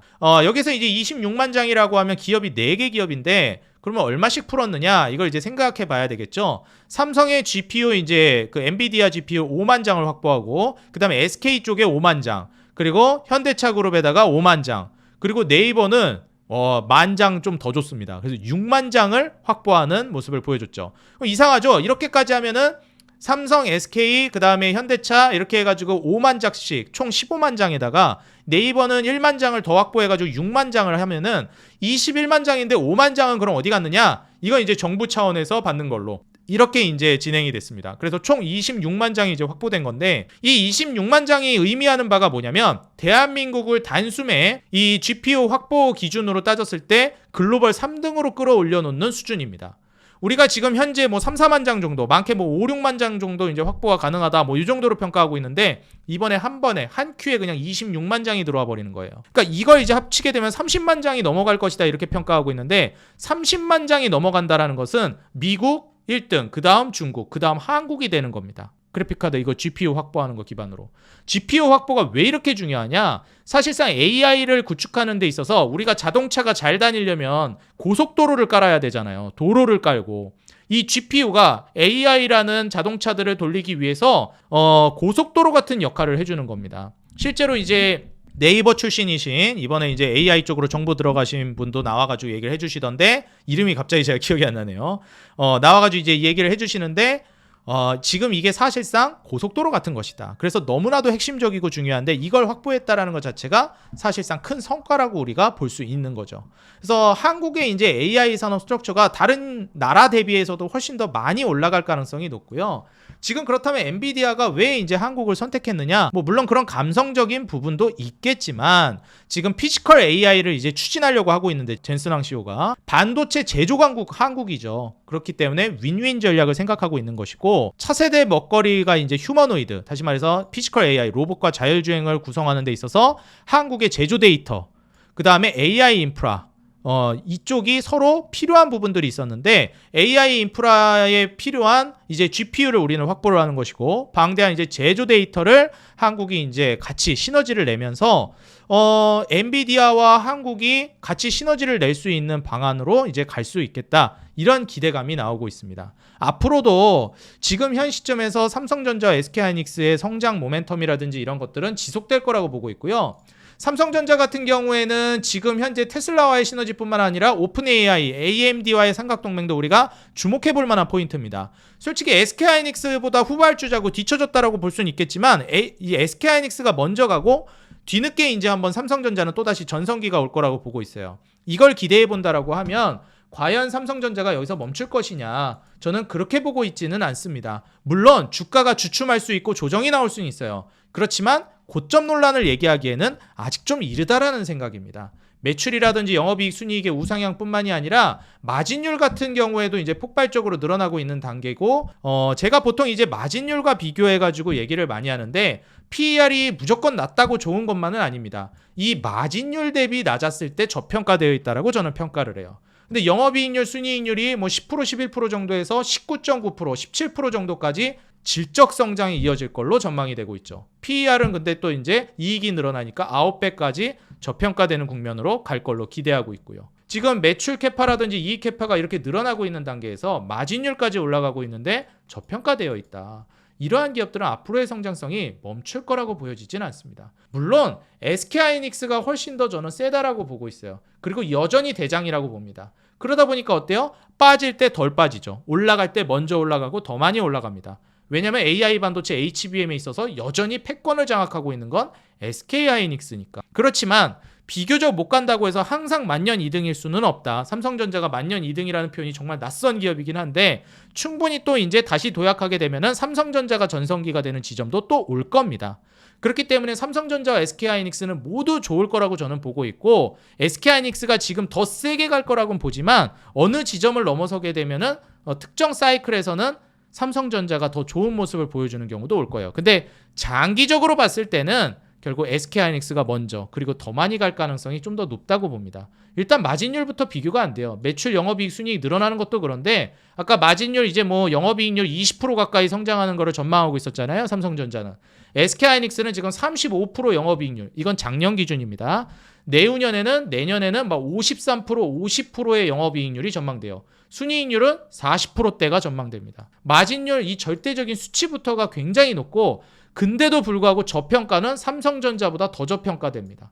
7.5배, 6.9배. 마진율은 훨씬 높은데 저평가는 더 저평가돼 있어요. 그러니까 이걸 봤을 때 SK하이닉스가 지금 많이 올라갔으니까 얘는 고평가되어 있고, 삼성전자가 덜 갔으니까 삼성전자 저평가다? 그렇진 않아요. SK하이닉스가 지금 더 갔는데도 얘가 더 저평가되어 있습니다. 그러니까 주가가 많이 올라갔다라고 해서 고평가가 아니에요. 벌고 있는 이익 대비해서, 그리고 확장 대비해가지고 성장 대비해서 저평가되어 있느냐를 봐야 합니다. 근데 얘는 지금 이 사업 구조, 이익 구조, 영업이익률이나 순이익률을 비교해서 따져봤을 때도 PER이 낮고, 그리고 절대적으로 보더라도 삼성전자보다도 PER이 낮습니다. 성장 측면에서도 상당히 탄력적이기 때문에 지금 시점에서는 SK하이닉스가 앞서 나가고 있고 여전히 더 매력적인 주식이라는 건 맞아요. 그렇지만 삼성전자도 충분히 이제부터 뒤늦게 도약을 하면서 따라가게 되면 이 정도의 AI발 산업혁명에 따른 파급 효과를 누릴 만한 기업이다. 대한민국의 이제 1등 기업 중에 하나이기 때문에 충분히 뒤따라가더라도 수혜를 받을 만한 기업이라고 평가할 수 있을 것 같아요. 내가 장기적인 투자를 고려하고 있다라고 하시는 분들이라면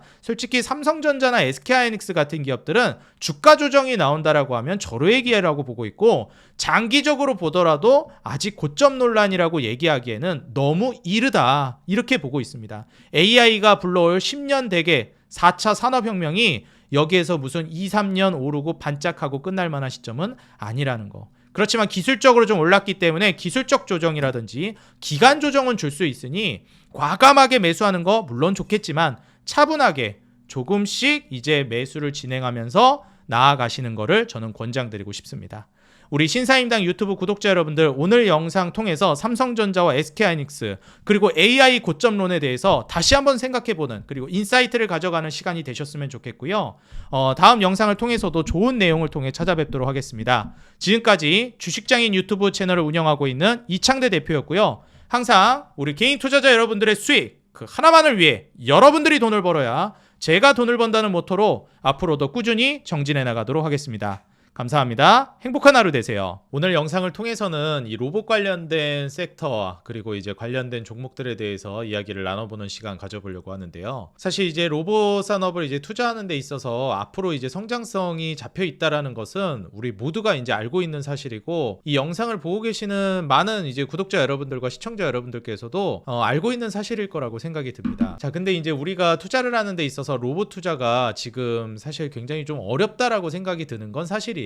그러면 우리가 이제 이 로봇 투자를 진행한다라고 했을 때 어떤 방향성으로 우리가 좀 접근을 해야 될지, 어떻게 좀 헤쳐나가는 것이 좋을지, 여기에 대해서 투자 전략이라든지 이런 것들을 같이 설명드리면서 좀 말씀을 드려보려고 합니다. 내가 이제 매매를 진행해 나간다라고 했을 때 이제 로봇이 과연 앞으로 계속해서 좋은 흐름을 보여줄 것인가, 여기에 대해서 좀 의문점을 가지고 계신 분들도 있을 거라고 생각이 듭니다. 일단 첫 번째로 말씀드리고 싶은 게, 우리가 이제 코로나 팬데믹 때 금리 인하로 인해서 시장에 돈이 엄청나게 많이 풀렸는데, 이번 금리 인하 시기가 다시 이제 또 돌아오고 있는 시점이죠. 그렇기 때문에 항상 이제 그 금리 인하 사이클마다 투자 시장이 이제 화랑을 보여주고, 투자 시장이 엄청나게 이제 좋은 흐름을 보여줄 때 주인공이 되는 섹터들이 꼭 나오기 마련입니다. 우리가 이제 코로나 팬데믹 때 물론 유동성이 풀리면서 많은 섹터들이 올라갔지만, 보통 이제 그 시기만에 이제 주인공이 되는 섹터들이 존재해요. 뭐 예를 들면 코로나 팬데믹 이후에 유동성이 풀렸을 때는 전체적으로 오르기는 했지만 2차 전지, 뭐 전기차 이런 쪽이 좀 주인공 역할을 많이 했다라고 볼 수 있습니다. 그럼 이번에는 사실 시장이 어찌 보면은 이 두 번째 사이클을 우리가 생각해 본다라고 했을 때는 금리 인하 사이클에 맞춰서 이번 로봇 그리고 AI가 주인공이 되고 있다라는 거를 모두 알고 계실 거예요. 사실 더 정확히 이제 명확히 보았을 때는 AI가 주인공이다, 이렇게 좀 볼 수 있을 것 같습니다. AI 쪽으로도 이제 천문학적인 투자라든지 돈이 유입되고 있기 때문에 AI 쪽으로의 이제 강세는 이어질 가능성이 높다, 이렇게 좀 볼 수 있겠죠. 자, 그렇다라고 하면 이제 AI가 지금 돈을 무지막지하게 좀 빨아들이고 있는 시점인데, 뭐 고점 논란도 중간중간 나오기도 하고 그럽니다. 근데 사실 젠스랑 CEO가 블랙웰 수요가 여전히 강력하다라는 얘기를 하기도 했고, 이러한 이제 말들이 나오기 시작하면서 이 AI 고점 논란을 좀 불식시키는, 뭐 이제 좀 마무리 짓는 이런 좀 말도 나왔습니다. 근데 이제 중요한 게 수요가 이제 강력하기 때문에 AI가 성장하겠다라는 건 알겠는데, 로봇이 그러면 왜 성장하는가, 여기에 대해서 이제 좀 궁금해하시는 분들도 있습니다. 뭐 로봇이 이제 앞으로 올라갈 것이다, 이런 것들도 이제 물론 있지만은, 흔히 이제 젠스랑 CEO가 얘기하고 있는 가장 중요한 이 AI의 마지막 최종 단계를 피지컬 AI라고 부르고 있습니다. 그래서 이 피지컬 AI 단계를 AI에 있어서 가장 마지막 단계 그리고 최종 단계로 이제 보면서 나아가고 있거든요. 이 피지컬 AI라는 게 다들 피지컬이라고 하면 뭐 이렇게 피지컬이 좋다, 몸이 좋다 막 이런 얘기를 하기도 하고 그러잖아요. 근데 피지컬 이제 물리적인 부분, 이러한 것들을 이제 우리가 생각해 볼 수 있는 건데, 우리가 이 AI라는 분야가 뭐 챗GPT라든지 제미나이라든지 뭐 스스로 학습한다라든지 뭐 이러한 것들을 이제 많이 알고 있죠. 뭐 알파고 이런 식으로 알고 있는 분들도 있고.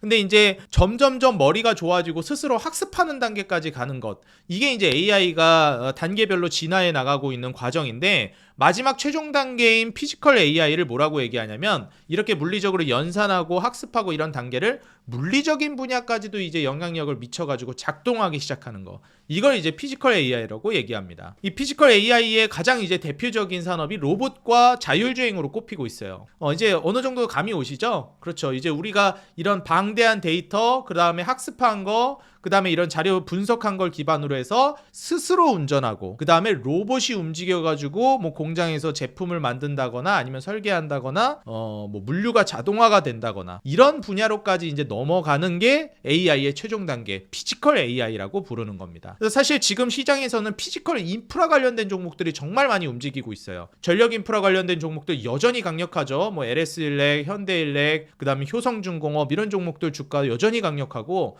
뭐 원전 같은 경우에도 꽤나 이제 강력한 모습을 지속적으로 보여주고 있습니다. 여기에 뭐 AI 반도체 관련된 종목들도 여전히 뭐 신고가를 쓰면서 움직임이 나오고 있다 보니까 사실 이제 AI를 구성하기 위한 그 밑작업에 해당되는 종목들이 많이 움직이고 있다라고 하면 보시면 될 것 같아요. 그러면 이제 AI의 이런 인프라들이 갖춰지게 되고 데이터 센터가 다 확충이 됐다. 그럼 그 다음 단계에서 뭐가 움직이기 시작할까요? 맞습니다. 뭐 소프트웨어라든지 아니면은 말씀드렸던 피지컬 AI 분야로 본격적인 확장이 이루어질 거라고 보고 있어요. 지금 현 단계에서 우리가 살펴본다라고 했을 때는 로봇이 좀 주인공이 될 수밖에 없는 상황이 어느 정도는 펼쳐졌다라고 보여집니다. 그래서 화면을 통해서 이제 보시게 되면 지금 이제 많이 얘기하고 있는 부분이 무엇이냐, 피지컬 AI 쪽을 이제 많이 이야기하고 있는데, 이 피지컬 AI 젠슨왕 CEO가 실제로 지금 우리가 이 AI의 심장이라고 부를 수 있을 만한 기업 엔비디아의 이제 젠슨왕 CEO가 이 AI의 최종적인 목표, 최종 단계로 피지컬 AI를 이야기하고 있다는 겁니다. 그래서 뭐 어젠틱 AI, 그 다음에 제너러티브 AI, 퍼셉션 AI 뭐 이렇게 이제 쭉쭉쭉 단계를 거쳐가는 겁니다. 원래 처음에는 이제 인식 AI라고 그래가지고 우리가 뭐 지문 인식이라든지 뭐 안면 인식이라든지 이런 분야에서부터 AI가 이제 단계를 거듭하다가 스스로 학습하는 AI 이런 식으로 이제 넘어가고, 그 다음에 최종 단계로 이제 피지컬 AI까지 간다라는 것이죠. 여기에 이제 엔비디아의 그래픽 카드 GPU가 사실상 이제 핵심적인 역할을 하고 있고 필수적인 요소다 보니까 오히려 지금 각 국에서는 엔비디아의 그래픽 카드를 거의 뭐 전략적 자산으로까지 이제 확충을 하고 있는 단계입니다. 그래서 젠슨 왕이 얼마 전에 이제 한국에도 와가지고 뭐 깐부 회동이다 얘기하면서 막 러브샷도 소맥 한잔 하면서 얘기를 이제 쭉 이어갔는데, 이때 약속했던 것이 한국에 이제 GPU 26만 장 2030년까지 이제 공급이 약속됐습니다. 이제 기존에 한국이 보유하고 있는 GPU에다가 26만 장이 합쳐지면 30만 장이 넘어갈 걸로 예상이 되고 있는데, 이게 어느 정도 수준이냐면 미국과 일본 다음으로 3등 정도 되는 수준입니다. 그러니까 어마어마한 양이라고 보시면 될 것 같아요. 이게 만약에 이제 미국이 한 26만 장이 아니라 뭐 한 2천만 장, 1,000만 장 이렇게 얘기하고, 중국 같은 경우에는 뭐 사실 훨씬 더 적은 수준, 뭐 몇백만 장 정도, 그리고 이제 한국이 뭐 한 30만 장 정도 이렇게 이제 예상하는 거거든요. 무슨 1등에서 2등, 2등에서 3등 내려올 때마다 확확 떨어지죠. 그렇기 때문에 지금 미국이 압도적으로 지금 이 경쟁력을 가져가고 있는 상황이다, 현 시점에서는. 그렇게 좀 보시면 될 것 같습니다. 그래서 결국에 이제 이 엔비디아 그래픽카드뿐만 아니라 이 GPU 자체가 우리가 그 AI라는 것을 구성하는 데 있어서 고속도로 같은 역할을 한다라고 비유를 하더라고요. 우리가 이제 자동차를 굴리고 이제 이걸 활성화시키고 하려면 도로를 깔아야 되는데, 지금 그 밑단계 AI라는 자동차를 이제 운전하고 구동시키기 위해서 원활하게 이제 만들기 위한 고속도로 역할을 해주는 게 바로 이제 이 GPU라는 거죠. 그래서 지금 한국 같은 경우에는 전략적으로 이번 젠슨왕 씨와의 이제 협업이라든지 이런 것들을 기반으로 따져봤을 때, 뭐 중국과 미국은 원래 G2라서 앞서 나간다고 하지만 이제 한국이 3위로 올라설 수 있는 이 AI 시장에 있어서 굉장히 앞서 나갈 수 있는 좋은 기회에 저는 와 있다라고 생각합니다. 그래서 한국은 로봇 뭐 투자할 거 딱히 없다 이렇게 말씀하시는 분들도 있는데, 저는 그렇게 보진 않아요. 투자할 만한 메리트가 아직 많이 있다라고 보고 있습니다. 그리고 여기에서 이제 젠슨왕 블랙의 수요가 상당히 이제 많다라는 얘기를 했고, 추가적으로 우리가 이제 좀 살펴봐야 될 만한 포인트가 뭐냐면은, 지금 현 시점에서 우리가 물가 상승률 자체가 상당히 많이 올라가고 있다라는 걸 말씀드리고 싶습니다. 우리가 코로나 팬데믹 이후에 물가가 엄청나게 많이 올랐는데, 이 물가라는 게 사실 맨 처음에는 뭐 이런저런 물가들이 올라가다가 맨 마지막 마지막에 이제 올라가는 물가가 있어요. 그게 뭐냐면 바로 임금 물가입니다. 우리 임금 인플레이션이라고 보통 얘기하는 이 물가가 결국 사람들 인건비라고 생각하시면 돼요. 이 인건비는 이 물가의 상승 단계에서 가장 마지막 단계고 가장 강력하게 온다라고 얘기합니다. 진짜 쉽게 말해서 내 월급 빼고 다 오른다 이런 얘기 하는데 그게 지극히 정상이라는 거예요. 내 월급이 원래 마지막에 올라가는 게 당연한 경제학적인 원론이라는 겁니다. 그래서 코로나19 사태 이후에 미국의 이제 물가라든지 임금 상승률 추이를 보시게 되면 쭉쭉쭉쭉 물가가 올라가다가 지금 이 가장 흐릿한 거 있죠? 맨 마지막에 있는 거. 요게 이제 임금 상승률이거든요. 요게 이제 쭉 가다가 다른 애들은 물가가 다 치고 올라가는 동안 마지막에 그것도 제일 조금 올라간다. 그리고 여기서 이제 중요하게 바라봐야 되는 건 뭐냐면요. 이제 이 임금 상승률 자체가 가장 마지막에 이제 올라가는데 지금 고용이 미국이 굉장히 어렵다라는 말을 좀 많이 하기도 합니다. 근데 여기에서 이제 나와야 될 게 뭐냐면은 이제는 임금 상승률이 확 치고 올라갈 때거든요. 물가가 쭉 올라갔기 때문에. 근데 경기가 좋아져도 이제 기업들은 AI와 로봇을 도입할 거기 때문에 고용이 쉽사리 회복되기는 어려울 것이다라는 평가가 많이 나오고 있습니다. 그래서 이게 좀 만성이 될 가능성이 높다라는 얘기가 많이 나오고 있고 고용이 우리가 예를 들어서 뭐 한 100 정도를 고용이 뭐 평균적인 수준이다라고 지금까지 생각했다면 이게 뭐 70, 60 이 정도 수준이 이제 평균이 될 가능성이 높다. 그러니까 이 고용 수준 자체가 전반적으로 다운그레이드 될 수 있겠다라는 예측들이 나오고 있어요.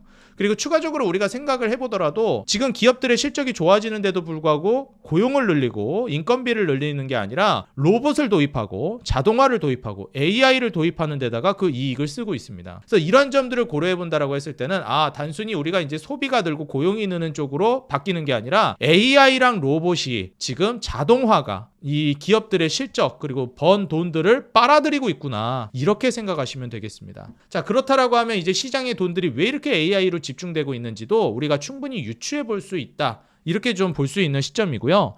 여기서 우리가 이제 좀 고려해 봐야 되는 포인트가 하나 있는데요. 로봇을 그럼 투자한다라고 했을 때 우리가 어떻게 투자해야 될 것인가? 지금 현재 주인공이 로봇인 것도 알겠고 지금 유동성이 심지어 좀 퍼져나가고 있는 상황이잖아요. 2차 전지라든지 이러한 섹터들이 코로나 팬데믹 이후에 엄청나게 좀 전성기를 보여줬던 이유 중에 하나가 또 뭐가 있냐면 그때 당시에 돈이 엄청나게 풀렸기 때문에 혁신업종 쪽으로 돈이 많이 몰렸습니다. 혁신업종이라는 게 뭐겠어요? 성장주, 혁신업종. 아직 돈을 많이 벌고 있진 않는데 떠오르는 이머징 마켓이라는 거죠. 그래서 얘네가 이제 궤도에 올라올 때까지 좀 버티는 것도 중요하고 얘네한테 이제 투자도 많이 해줘야지 이제 궤도에 올라올 수가 있는데 그 투자도 다 돈이잖아요. 돈이라는 거를 조달해 오기가 편해야 되는데 고금리 상황에서는 이자가 비싸기 때문에 자금을 조달하기가 어렵습니다. 근데 이제 저금리로 가다 보니까 자금 조달이 쉬워지고 투자도 용이해지고 적극적인 투자가 이루어진다는 거죠. 그러다 보니까 2020년 뭐 코로나 팬데믹 당시에 한창 부상하고 있었던 혁신 업종이 또 2차 전지다 보니까 전기차와 맞물리면서 주인공이 됐던 건데 지금은 AI가 이제 혁신 업종으로 자리를 잡고 있는 상황에서 유동성이 풀린 거예요. 그래서 지금의 주인공은 단연코 AI라고 볼 수가 있겠고 추후에 이제 로봇 쪽으로 수급이 준수하게 이제 넘어갈 가능성이 높은 거죠. 장기적으로 보더라도 그렇고 지금 금리 인하 사이클에 있다라는 거를 감안해 보더라도 AI 기반의 인프라라든지 그다음에 특히나 로봇 같은 종목들의 강세는 여전히 이어질 거라고 보고 있습니다. 여기서 이제 좀 주의해야 될 만한 포인트가 있는데요. 그게 뭐냐면 앞서 말씀드렸듯이 혁신 업종들이 왜 이제 금리 인하기에만 좋냐? 보통 이제 금리 인상기에 왜 어렵냐? 자금 조달이 어렵다라는 건데 자금 조달이 어려운 게 왜 크리티컬하게 오겠습니까?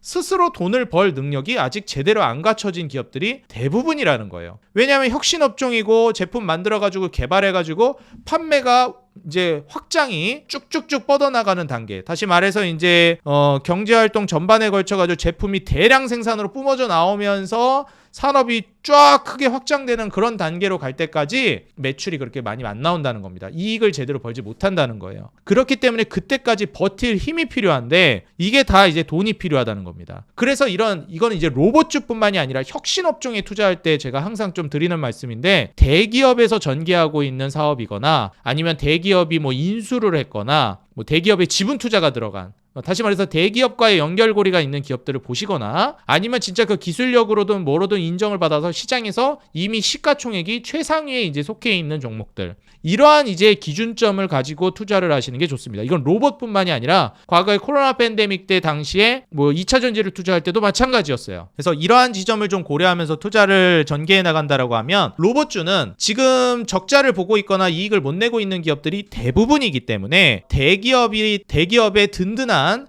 자금적인 지원이 가능한 기업들, 대기업에서 직접 전개하고 있는 로봇 사업부라든지 그런 주식이라든지 아니면은 인수한 기업이라든지 지분 투자가 들어간 기업이라든지 아니면 아예 그냥 시총이 높아서 일정 정도 시장에서 어느 정도 궤도에 올라온 종목. 그래서 이러한 종목들 위주로 좀 보면은 투자하는데 어렵지 않을 거라고 보여집니다. 그래서 저는 이제 극단적으로 어떻게까지 말씀드리냐면 진짜 초보 투자자분들이 로봇 투자하는 데 있어서 어떻게 해야 될지 잘 모르겠다 하시는 분들은 남들 잘 모르는 숨겨진 종목 찾으려고 하지 마시라라고 말씀드려요. 그냥 아예 시가총액 1등부터 5등까지 로봇주를 그냥 쭉 쓸어가지고 나눠 담는 게 더 좋은 전략이 될 수도 있다라고 강조를 드립니다. 그래서 실제로 이제 10월달 제가 지난달에 영상 올려드리고 나서도 로봇주가 쭉 한번 급등이 나왔었는데 그러고 나서 다시 또 조정이 나온 상황이거든요. 그리고 이 변동성이라는 것도 로봇주에 있어서 굉장히 큰 모멘텀으로 작용할 거예요. 계속 이제 등락 자체가 굉장히 셀 수 있기 때문에 이 로봇에 대한 등락을 어느 정도 신경 쓰면서 매매를 하는 게 중요하겠다라고 말씀드리고 싶습니다. 그래서 지금 이제 뭐 보여드리고 있는 두산 로보틱스 같은 경우에도 시가총액이 한 5조 정도 되는데 계속해서 적자를 보고 있어요. 사실 어느 정도 시총이 되고 뭐 이제 대기업이기 때문에 뭐 두산그룹이기 때문에 이제 여기에서 오는 좀 신뢰도가 있는 건 맞지만 이런 식입니다. 로봇들이 지금 이익을 제대로 내고 있는 단계는 아니라는 거예요. 분명히 성장할 거고 앞으로 미래에 올 산업이지만 그리고 지금부터 투자를 해야 될 만한 산업이지만 이게 이익을 내고 있지 않기 때문에 안정성이 떨어진다는 겁니다. 그리고 그만큼이나 주가 변동성도 커요. 엄청 많이 올랐다가 또 엄청 많이 빠지기도 하고 이럽니다. 그래서 로봇주 같은 경우에는 어떤 식으로 또 공략하는 게 중요하냐면 너무 이제 슈팅이 나오고 있는 단계에서는 많이 들어가는 게 부담스럽다. 그렇기 때문에 너무 슈팅이 많이 나온 상황에서 이제 진입을 하는 것이 아니라 가급적이면 어떤 상황에서 하시는 게 좋다? 그렇죠. 한번 갔다가 좀 고꾸라지거나 좀 깨진 상황, 꺾여진 상황에서 좀 주목해 보시는 게 좋습니다. 그리고 기간을 두고 차근차근 조금씩 매집해 나가는 전략이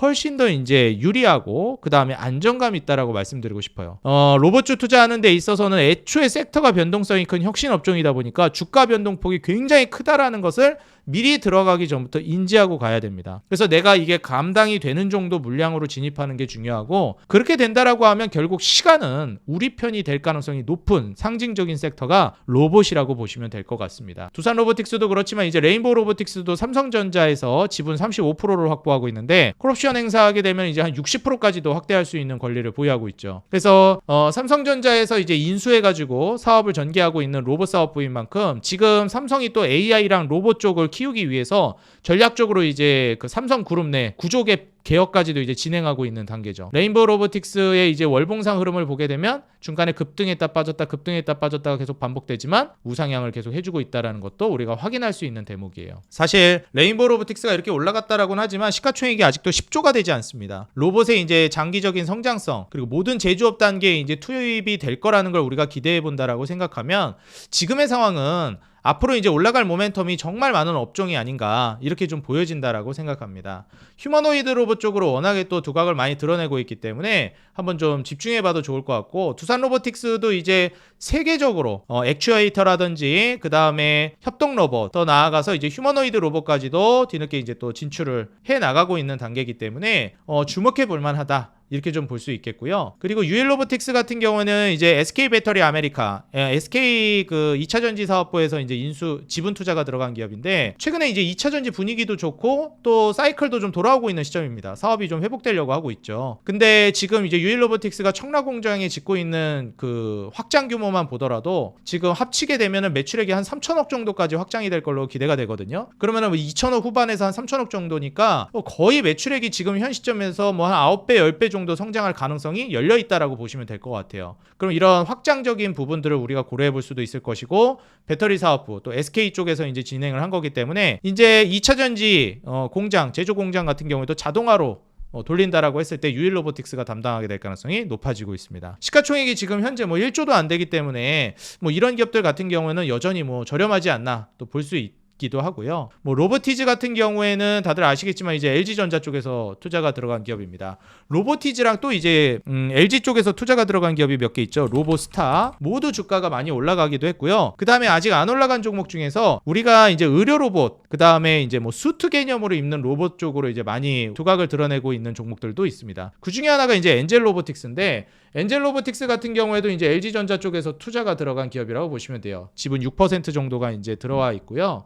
물론 여지껏 이제 이익은 제대로 내지 못하고 있지만 우리가 성장성을 기대해 볼 수 있는 시점이라는 것은 분명하다라고 보여집니다.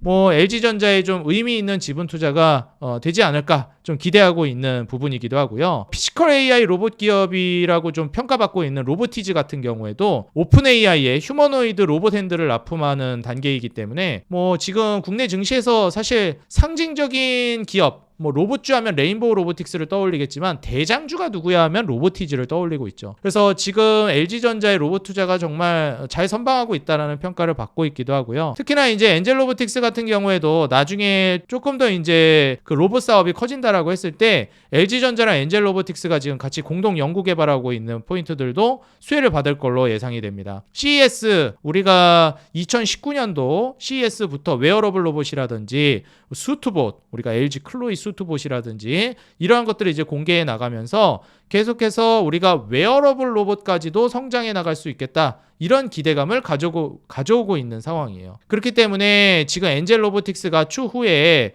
환자들 재활 로봇으로도 좋은 역할을 해줄 수 있기 때문에 장애인용 웨어러블 워크온 슈트 이러한 것들을 통해서 하반신 완전마비 환자들도 자립보행할 수 있는. 그래서 사실 우리가 몸이 좀 불편하신 분들도 있잖아요. 뭐 사고가 나셨다거나 아니면은 뭐 마비가 왔다거나 하면서 몸이 좀 불편하신 분들이 있는데 이런 분들이 이제 걷고 보행하고 이런 것들을 로봇이 보조를 해주는 시대가 머지않았다. 뭐 솔직히 연세가 드시면 또 다 거동이 좀 불편해지시고 그러잖아요. 이제 그러한 것들도 로봇이 편하게 걷게끔 해줄 수 있다라는 거죠. 그런 시대가 이제 머지않았다라는 거예요. 그런 것들을 이제 담당해 줄 수 있는 종목 중에 하나가 엔젤 로보틱스다. 뿐만 아니라 뭐 PNS 로보틱스라든지 이런 종목들도 거기에 해당된다라고 볼 수가 있겠는데 실제로 주가 슈팅도 강력하게 나오는 모습을 보여주고 있기도 합니다. 보통 이제 로봇주라고 하면 이제 이런 뭐 로보티즈라든지 유일로봇, 레인보우 로봇, 두산 로봇 이런 그다음에 또 하이젠 RNM 이런 우량주들부터 아마 움직임이 나오고 휴머노이드 로봇부터 움직임이 나올 가능성이 높아요. 근데 이제 그 다음 타자를 우리가 생각해 본다라고 하면 단순한 일반적인 로봇에서 의료 분야가 이제 접목된 의료 로봇들도 순차적으로 올라갈 가능성이 높죠. 미국의 이제 뇌수술 로봇 수출에 이제 성공하면서 FDA 임상 통과해가지고 미국 진출에 성공한 고영이라든지 그다음에 우리가 인공관절 수술 로봇으로 평가받고 있는 큐렉소라든지 이런 기업들도 우리가 이제 로봇주들이 계속해서 움직인다라고 했을 때 후발주자로 움직일 수 있을 만한 상징적인 기업들 중에 하나라고 보시면 되겠습니다. PNS 로보틱스라든지 엔젤 로보틱스 같은 경우에도 의료 로봇 쪽으로 우리가 계속 수혜를 기대해 볼 수 있는 종목군이라고 생각하면 될 것 같아요. 만약에 이제 중소형주로 이제 내려간다라고 하면 뭐 SPG라든지 실제로 SPG 같은 경우에는 이익 성장 모멘텀도 그렇고 여태까지 이익을 잘 내오고 있었거든요. 거기다가 이제 삼성전자, 레인보우 로보틱스와 같이 협업하면서 사업을 전개해 나가고 있기 때문에 딱 삼성과 레인보우 로보틱스에 올라타가지고 같이 성장을 이어나갈 수 있을 만한 종목 중에 하나라고 보여집니다. 그리고 뉴로메카라든지 클로버 그리고 이제 시메스 이런 기업들 같은 경우에도 장기적으로 봤을 때 성장 모멘텀을 가져가기에 아주 좋은 기업들 중에 하나예요. 특히나 이제 시메스 같은 경우에는 주가가 아직까지 뭐 그렇게 많이 올라간 상황은 아니기 때문에 시메스를 저는 그 쿠팡 물류센터 수혜주로 많이 좀 말씀을 드려왔습니다.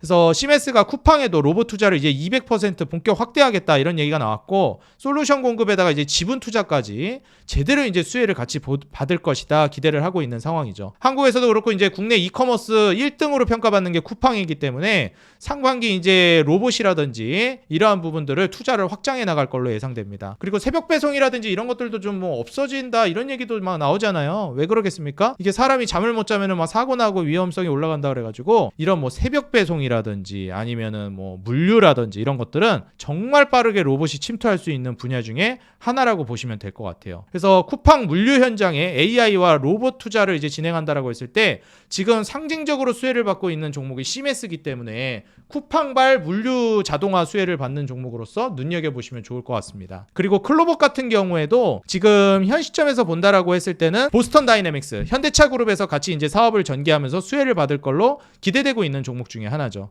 그래서 클로봇은 우리가 지금 현 시점에서 사업을 전개하는 걸 좀 눈여겨본다라고 했을 때 이미 신고가를 쓰면서 올라가기 시작했어요. 그래서 지금 뭐 9월달, 10월달 들어서면서도 주가가 올랐지만 눌림목이 나올 때마다 저는 좀 기회가 나오지 않을까 이렇게 좀 예상이 되고 있는 상징적인 기업이라고 보고 있습니다. 사실 이제 이익이 제대로 나오고 있는 단계는 아니기 때문에 이 투자를 한다라고 했을 때는 소액으로 조금씩 진입을 하는 게 좋겠다라고 보여지기는 하는데 충분히 향후에 성장성을 크게 가져갈 만한 종목으로서 평가받고 있죠. 그리고 하이젠 RNN 같은 경우에도 액추에이터로서 이제 신고가를 써나가고 있는 종목인데, 이제 제닉스 로보틱스나 나우 로보틱스 같은 종목들은 상장한 지가 얼마 안 된 기업들입니다.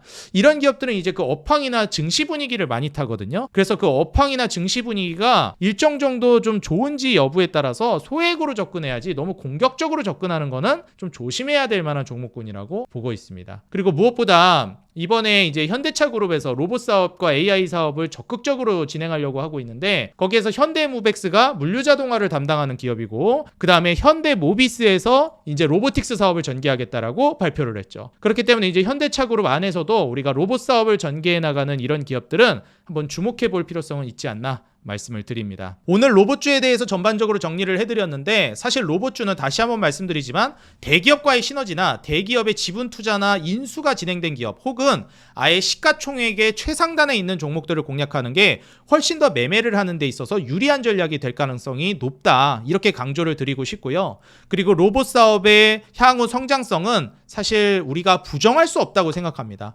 중간에 흔드는 구간이 많고, 그 다음에 뭐 AI가 좀 주춤하게 되면은 좀 딜레이가 된다든지 이럴 수는 있겠지만, 지금같이 유동성이 이제 막대하게 펼쳐지면서 금리 인하가 기대되는 시장 상황에서는 앞으로 로봇 사업의 전망은 지속적으로 좋을 거라고 보여져요. 변동성을 이길 수 있게끔 내가 전략적으로 안정감 있게 투자를 전개해 나간다거나, 너무 공격적으로 하지 않고 차분하게 시간을 들여가면서 투자한다라고 하시면 로봇은 분명히 좋은 결과가 있을 거라고 보여집니다. 제가 오늘 영상을 찍는 날 기준으로 로봇주들이 뭐 사실 최근에 많이 올라가다가 좀 조정을 준 상황이거든요. 그래서 오히려 이렇게 조정을 준 상황들이 진입을 하기에는 조금 더 이제 메리트 있을 수 있다라고 보여지고요. 장기적인 시간을 좀 생각해 보시면서 로봇 투자는 차분하게 주가 변동성이 휘둘리지 않으면서 가는 게 더 중요할 것 같다, 강조드리고 싶습니다. 오늘 로봇 관련된 종목들을 같이 살펴보면서 앞으로 로봇 시장에 대한 전망에 대해 우리 구독자 여러분들과 함께 살펴봤는데요. 우리 신사임당 구독자 여러분들도 이 정보를 통해서 투자에 꼭 성공하고 좋은 전략을 구상해 나가시면 좋을 것 같습니다. 저는 지금까지 주식장인 유튜브 채널의 이창대 대표였고요. 저는 다음 영상을 통해서 더 돈 되는 정보, 도움되는 주식으로 찾아뵙겠습니다. 지금까지 주식장인 이창대 대표였습니다. 감사합니다. 항상 여러분들이 돈을 벌어야 제가 돈을 번다는 모토로 정진해 나가도록 하겠습니다. 감사합니다. 행복한 하루 되세요. 네, 반갑습니다. 신사임당 유튜브 구독자 여러분들, 저는 주식장인 유튜브 채널을 운영하고 있는 이창대 대표라고 합니다. 자, 이번 영상을 통해서는 최근 이제 AI를 기반으로 해서 지속적인 확장 국면을 보여주고 있는 원전 산업에 대해서 같이 한번 살펴보는 시간 가져보도록 하겠습니다. 우리가 이제 젠슨왕 CEO의 피지컬 AI 분야로 가는 이 AI 산업 생태계, 그리고 일련의 과정 속에서 사실 핵심적인 인프라 사업으로 평가받고 있는 게 전력 인프라와 원전입니다. 지금 데이터 센터를 막대하게 이제 확장해 나가고 있는 단계이고, 그 과정 안에서 이 엔비디아의 GPU라든지 국가의 전략적 자산으로서 이제 확보해 나가고 있는 부품들이나 이제 산업 생태계가 있는데, 그 중에 하나가 물론 이제 엔비디아의 GPU가 있겠지만 또 하나가 이제 원전이라고 볼 수 있을 것 같습니다. 특히나 이제 이 원전 사업을 기반으로 해서 우리가 좀 생각을 해봐야 될 게, 이번에 핵잠수함 관련해서 승인이 떨어지는 이벤트들이라든지 추가적으로 AI 산업에 있어서 에너지를 이제 어떻게 조달할 것인지에 대한 문제를 해결해 줄 수 있는 게 가장 핵심적인 부분이 원전, 그리고 여기에 따라서 전력을 이제 확충하는 것이라고 볼 수 있겠습니다. 그렇기 때문에 지금 세계적으로 이 원전 계약을 따내기, 그리고 원전 관련된 수주를 이제 확보하는 것이 총력을 기울이고 있는 단계로 가고 있다, 이렇게 좀 볼 수 있겠는데, 지금 미국에서 이제 내놓으라 하는 AI 빅테크 기업들 뭐 뿐만 아니라 이제 시총 최상위 단에 있는 그 테크 기업들 같은 경우에는 너도 나도 지금 원전 계약을 따내기 위해서 앞장서고 있는 단계예요. 물론 우리가 이제 데이터 센터라든지 그 다음에 GPU라든지 이런 것들을 확보하는 거 물론 중요합니다. 그래서 우리가 이제 AI의 고속도로라고 불리는 이러한 것들을 확보를 한 상황이어도 그걸 구동시킬 수가 없다라고 하면 아무런 쓸모가 없거든요. 그래서 데이터 센터 확보하고 GPU 확보하고 뭐 다 이제 갖춘 다음에 전력 인프라까지 다 깔았는데, 그럼 이제 이거를 어떻게 돌릴 거냐, 에너지를 어떻게 조달할 것이냐가 이제 문제가 됩니다. 심지어 이번에 젠슨왕 CEO가 GPU 26만 장 정도를 이제 확보해가지고 주기로 했는데, 이거를 이제 그럼 어떻게 쓸 것이냐, 이거를 그냥 갖다 놓는다고 자기가 자가 동력으로 이제 움직이고 이제 쓸 수 있는 게 아니거든요. 그렇기 때문에 대형 원전 한기 분량은 좀 필요할 것이다, 이런 얘기가 좀 나오고 있는 게, 현재 이제 GPU 이제 증가를 생각해 본다라고 하면은 필요한 이제 에너지거든요. 그렇기 때문에 지금 앞으로 이제 원전의 성장이라는 것은 AI의 성장과 함께 필연적으로 따라올 수밖에 없다라고 보여집니다. 만약에 AI가 진짜 이거 거품이다, 이제는 못 간다라는 이제 분석이 나오면은 사실 원전이라든지 이런 쪽도 가기가 쉽지는 않습니다.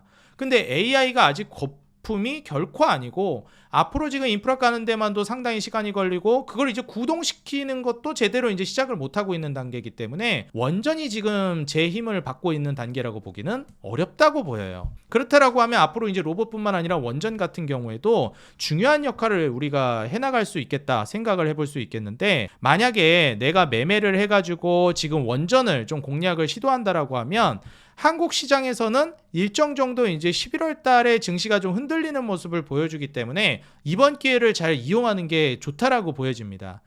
미국 같은 경우에 이제 셧다운 해제라든지 그 다음에 추가적으로 이제 금리 인하 가능성까지도 대두가 되고 있는 시점이고, 뭐 어찌됐건 금리 인하가 12월 달에 안 된다 하더라도 금리 인하 사이클에 있는 것은 분명하기 때문에 미증시는 계속 좋을 거라고 보여집니다. 근데 이제 그걸 기반으로 해서 한국 증시도 좋을 것이냐, 이거에 대해서는 사실 환율적인 부분이 매우 불안하기 때문에 조심은 해야 된다라고 보여져요. 그렇지만 조정이 나온다라고 했을 때는 큰 기회가 될 수도 있기 때문에 만약에 이제 11월 달 요쯤 해가지고 한 번 정도 충격이 온다든지 거기에 따라서 이제 지수 조정이 나온다라고 하면 뭐 원전 같은 종목들은 그동안 좀 먼저 올라가 버려서 공략하기 어려웠다면 이번 기회가 사실 큰 기회가 될 수 있다라고 보여집니다. 화면을 통해서 이제 보시게 되면 이 두산 같은 경우에도 이번에 3분기 영업이익이 상당히 좋게 나왔다라는 평가를 받았는데, 그럼 도대체 이제 3분기 영업이익이 상당히 이제 좋은 모습을 보여줬다라고 이제 평가를 받고 있는데, 두산이 3분기 이제 영업이익을 이제 기반으로 생각을 해본다라고 하면 110% 정도가 이제 성장했다라는 평가를 내놓고 있습니다. 근데 이제 반도체와 원전 수주가 호조를 보인 것이 가장 큰 영향을 미쳤다라고 평가하고 있어요. 역시나 이제 반도체와 원전이 가장 수주 호조를 보인 것인데, 이게 다 뭐로 이제 호조를 보인 거죠? 그쵸, AI입니다. AI가 이제 반도체에 있어서도 한번 완전히 퀀텀 점프를 시키는 그런 혁신을 또 불러왔고, 거기에 따른 이제 원전 산업의 확장도 기대해 볼 수 있게끔 흐름을 불러왔다라는 거예요. 그래서 앞으로도 이제 원전 관련된 모멘텀은 뭐 지금 두산뿐만이 아니라 뭐 지속적으로 불어올 거라고 보고 있고요. 3분기 영업이 이제 110% 급증한 상황에서 원전이 이제 지속적으로 좋아지고 있다라는 거. 이제 두산에선 두산 에너빌리티를 이제 주요하게 바라보고 있는 기업 중에 하나죠. 이익 캐파가 이제 늘어나고 수주가 이제 쌓여나가고 있다라는 거를 우리가 중요하게 보면 좋을 것 같습니다. 그리고 역시나 AI 산업이 커지고 있다 보니까 AI 데이터 센터가 계속해서 좀 증가하고 있는 모습을 보여주고 있죠. 그래서 지금 건설사들 같은 경우에도 삼성물산이라든지 아니면은 뭐 현대, 특히나 현대건설, 이러한 이제 대기업 건설사들도 미래 먹거리로서 SMR, 소형 모듈 원자로를 지금 찜해놓고 있는 상황입니다. 그리고 이제 원전이라는 것도 건설을 해야 하는데, 지금 데이터 센터에 필요한 최적화된 이제 원전으로 얘기하고 있는 게 소형 모듈 원자로거든요. 그 대형 원전 그렇게 큰 게 다 필요하냐? 딱 거기 데이터 센터에 맞게끔 최적화되게끔 인프라 깔 때 같이 소형 모듈 원자로 SMR을 이제 세팅을 하면 된다. 이런 식으로 하면서 지금 원전 안에서도 SMR이 훨씬 더 이제 두각을 드러내고 있는 상황입니다. AI 전력 수요뿐만 아니라 SMR 투자가 이제 활발해지고 있는 단계고요. 한국에서도 이제 국내뿐만 아니라 해외로 계속해서 이제 수출을 펼쳐나가고 있는 단계라고 보시면 될 것 같아요. 앞으로도 이제 수출 강세가 원전 안에서도 이어질 거라고 보고 있고, 수주 자체도 이제 빨라질 거라고 봅니다. 우리나라 이제 얼마나 빨리빨리의 민족인지 다들 아시죠? 그래서 거기에 맞춰가지고 앞으로도 이제 다른 국가들과의 경쟁력을 본다라고 하면 기술력도 물론 있겠지만, 지금 사실 원전이라는 것은 속도전이라고 좀 보실 수 있습니다. 미국이랑 중국이 이 양강 체제로서 넘어가고 있는데, 이 원전이라든지 특히나 이 AI 인프라를 구축하는 데 있어서 누가 빨리 많이 확보해가지고 먼저 시장을 선점해서 먹느냐, 이게 지금 국가들 사이에서 전략적으로 엄청난 경쟁을 불러일으키고 있는데, 자, 우리나라 같은 경우에는 이제 미국의 우방국이죠. 그렇기 때문에 이제 미국이 중국을 앞지르려고 합니다. 그래서 한국의 이런 빨리빨리 기술, 그리고 실제로도 이제 설계라든지 이제 제작 단계에 들어갔을 때 원전 건설이라든지 특히 건설 안에서도 속도가 굉장히 빠른 나라 중에 하나가 한국이거든요. 그렇다고 기술력으로 뭐 엄청 하자가 있는 것도 아니고 충분히 좋은 기술력으로 만족할 만한 시간 내에 성과를 내준다는 겁니다. 이런 점을 우리가 생각해 본다라고 하면 지금의 AI 산업의 확장이 속도전이라는 것을 감안했을 때 미국 안에서 특히나 원전 모멘텀이 강하게 불어올 수 있다라는 거예요. 그래서 지금 뭐 엑스에너지라든지 뉴스케일 파워라든지 지금 미국 안에서도 원전 사업을 이제 전담해 나가면서 한국의 두산에너빌리티라든지 한전 그리고 더 나아가서 다른 이제 원전 기업들이 수혜를 굵직굵직하게 이제 받아 나가는 과정으로 가고 있다. 이렇게 좀 보시면 되겠습니다. 그리고 그걸 이제 건설하는 데 있어서 핵심적인 역할을 해주는 뭐 현대건설이라든지 그리고 이제 삼성물산 같은 기업들도 수혜를 받을 가능성이 굉장히 커지고 있다라고 보시면 될 것 같아요. 지금 빅테크들 우리가 흔히 얘기하는 뭐 아마존이라든지 구글, 마이크로소프트, 뭐 테슬라부터 해가지고 각종 우리 미국의 시총 최상위 종목들 빅테크 기업들이 AI 인프라를 확보하기 위해서 총력에 지금 기울이고 있다. 그래서 원전에 있어서도 이게 아무나 할 수 있는 사업이 아니거든요. 우리가 보통 이제 해자라고 얘기를 하거든요. 뭐 어떤 사업이 정말 쉬워요. 그래서 그 사업을 인형 뽑기 사업하는 분들이 제가 뭐라 하는 건 아닌데 이게 사업에 진입하는데 진입 장벽이 높지는 않잖아요. 뭐 이게 인형 뽑기 사업을 한다 이런 가게를 차리는 게 그래서 진입 장벽이 이제 높지 않은 사업들 같은 경우에는 뭐 예를 들어서 그 사업이 잘 된다라는 소문이 들린다 그러면 다른 경쟁 기업들한테 금방 또 이제 잡아먹힐 가능성이 높습니다. 근데 물론 그것도 이제 잘하는 분들은 더 잘하겠죠. 그래서 기업들이 해자가 있는 산업들이 있어요. 애초에 더 잘해서 두각을 드러내는 것도 있는데 애초에 그 산업 자체가 아무나 못하고 진입 자체가 굉장히 힘든 업종들이 있습니다. 그 중에 하나가 원전이에요. 조선도 그렇고 자동차도 그렇고 사실 이런 것들이 다 비슷한 공통점이 있죠. 제가 많이 얘기했던 중후장대 산업들입니다. 아무나 진출할 수 있는 사업이 아니에요. 상당히 어느 정도 규모가 있고 기술력이 있고 준비가 탄탄하게 되어 있는 기업들이 진출할 수 있지 그냥 나 돈 많으니까 시작할래 이렇게 시작할 수 있는 사업들이 아니라는 겁니다. 그래서 원전 같은 경우에도 이거 좀 돈이 되네? 야 지금 AI 사업이 엄청 이제 잘 되고 있으니까 원전 사업이 잘 된대. 그럼 야 우리도 돈도 있고 원전 사업 한번 진출해보자 라고 이냐? 속된 말로 정말 개나 소나 들어올 수 있는 시장이 아니라는 겁니다. 그래서 이미 이 산업에 진출해 있는 기업들은 그 자체만으로도 해자를 보유하고 있는 기업들이라고 보시면 될 것 같고요.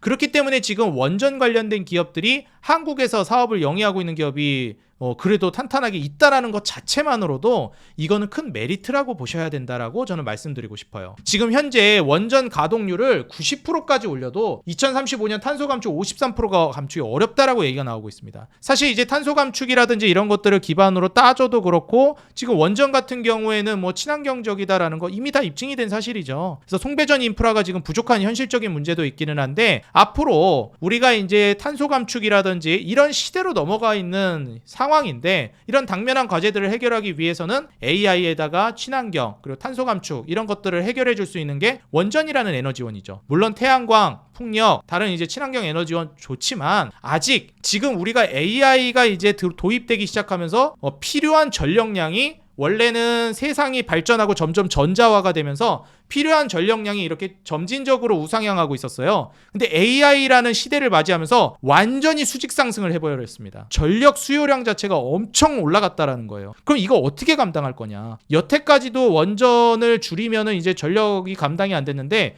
AI 시대가 와버렸네? 그래서 실제로 이탈리아에서도 탈원전 1호 국가 뭐 이런 나라들도 어떻게 됐어요? 다 야, 탈원전 다 빼버려. 그래가지고 탈원전 했던 국가들 지금 다 돌아섰죠. 그래서 사실상 이제 탈원전을 했다 돌아서니까 또 수요가 어떻게 됩니까? 더 많아져요. 예를 들면 원전이 계속해서 점진적으로 확장이 되고 있었으면 그래도 모자랐을 텐데 원전을 한번 심지어 멈췄어요. 아니면은 폐기 처분해버리든지 아니면 뒤로 갔단 말이에요. 원전 산업이. 그랬는데 지금 원전 수요가 이렇게 올라가 버렸습니다. 지금 원래대로 했어도 따라가기 힘든 수요인데 한번 뒤로 갔다 올려니까 어때요? 수요를 도저히 감당 못하는 거예요. 그럼 어떻게 되겠습니까? 가격 올라가고 경쟁력 생기고 이렇게 이제 수요가 많아지면은 그나마 뭐 돈 많은 기업들 뛰어들어가지고 원전 사업을 하면 다행인데 그것도 쉽다 어렵다? 어렵다. 기존에 이제 있는 기업들이 이걸 다 쳐내야 되는데 가격 경쟁력이 엄청 올라가겠죠. 부르는 게 값이 되는 겁니다. 그래서 원전 사업은 지금 현 시점에서 앞으로의 이제 성장성을 생각해 본다라고 하면 AI 산업에 있어서도 마찬가지지만 지금 그 구조적인 문제 때문에라도 앞으로 성장 모멘텀이 폭발적으로 나올 수 있을 만한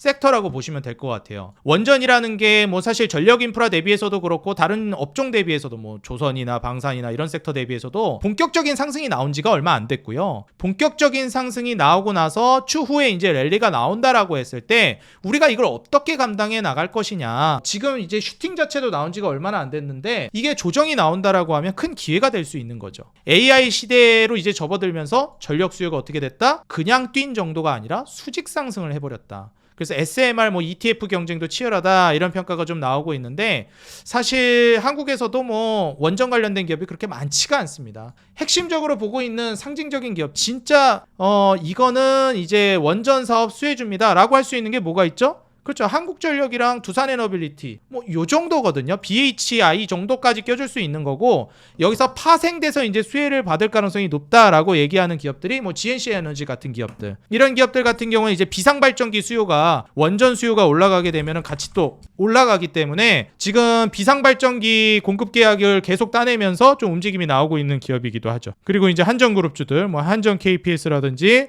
한전기술이라든지 이제 이런 종목들이 같이 이제 원전 모멘텀으로 묶이면서 올라갈 수 있는 기업들인 겁니다. 그래서 뭐 한전산업이라든지 뭐 이런 종목들이 움직임을 보여줄 수 있겠죠. 근데 특히나 한전 KPS랑 이제 한전기술 정도까지 한전그룹주에서 우리가 원전 모멘텀으로 기대해 볼 수 있는 상징적인 기업들이죠. 물론 뭐 우리기술이라든지 뭐 일진파워라든지 이런 종목들 보시는 분들도 있겠지만 아무래도 이제 원전의 이제 그 중심축에 가까워져 있는 기업들은 뭐 한국전력, 두산에너빌리티, BHI, GNC에너지 그리고 더 나아가서 한전 KPS, 뭐 한전기술 요 정도까지 이제 우리가 핵심으로 바라보고 있기 때문에 원전 모멘텀을 한국에서 그래도 투자할 수 있을 만한 기업들이 존재한다는 것만으로도 한번 좀 주목해 볼 필요성은 있다라고 보여집니다. 우리 이제 그 신사임당 유튜브 구독자 여러분들도 지금 원전 관련된 종목들을 그냥 대략적으로 한번 살펴보시게 되면 뭐 월봉이나 주봉으로 본다라고 했을 때 주가가 안 올라가지 않았습니다. 상당히 많이 올라갔는데 저점 대비해서 이제 파동이 나오고 1차 파동 이후에 이제 2차 파동이 전개되고 있는 시점이거든요.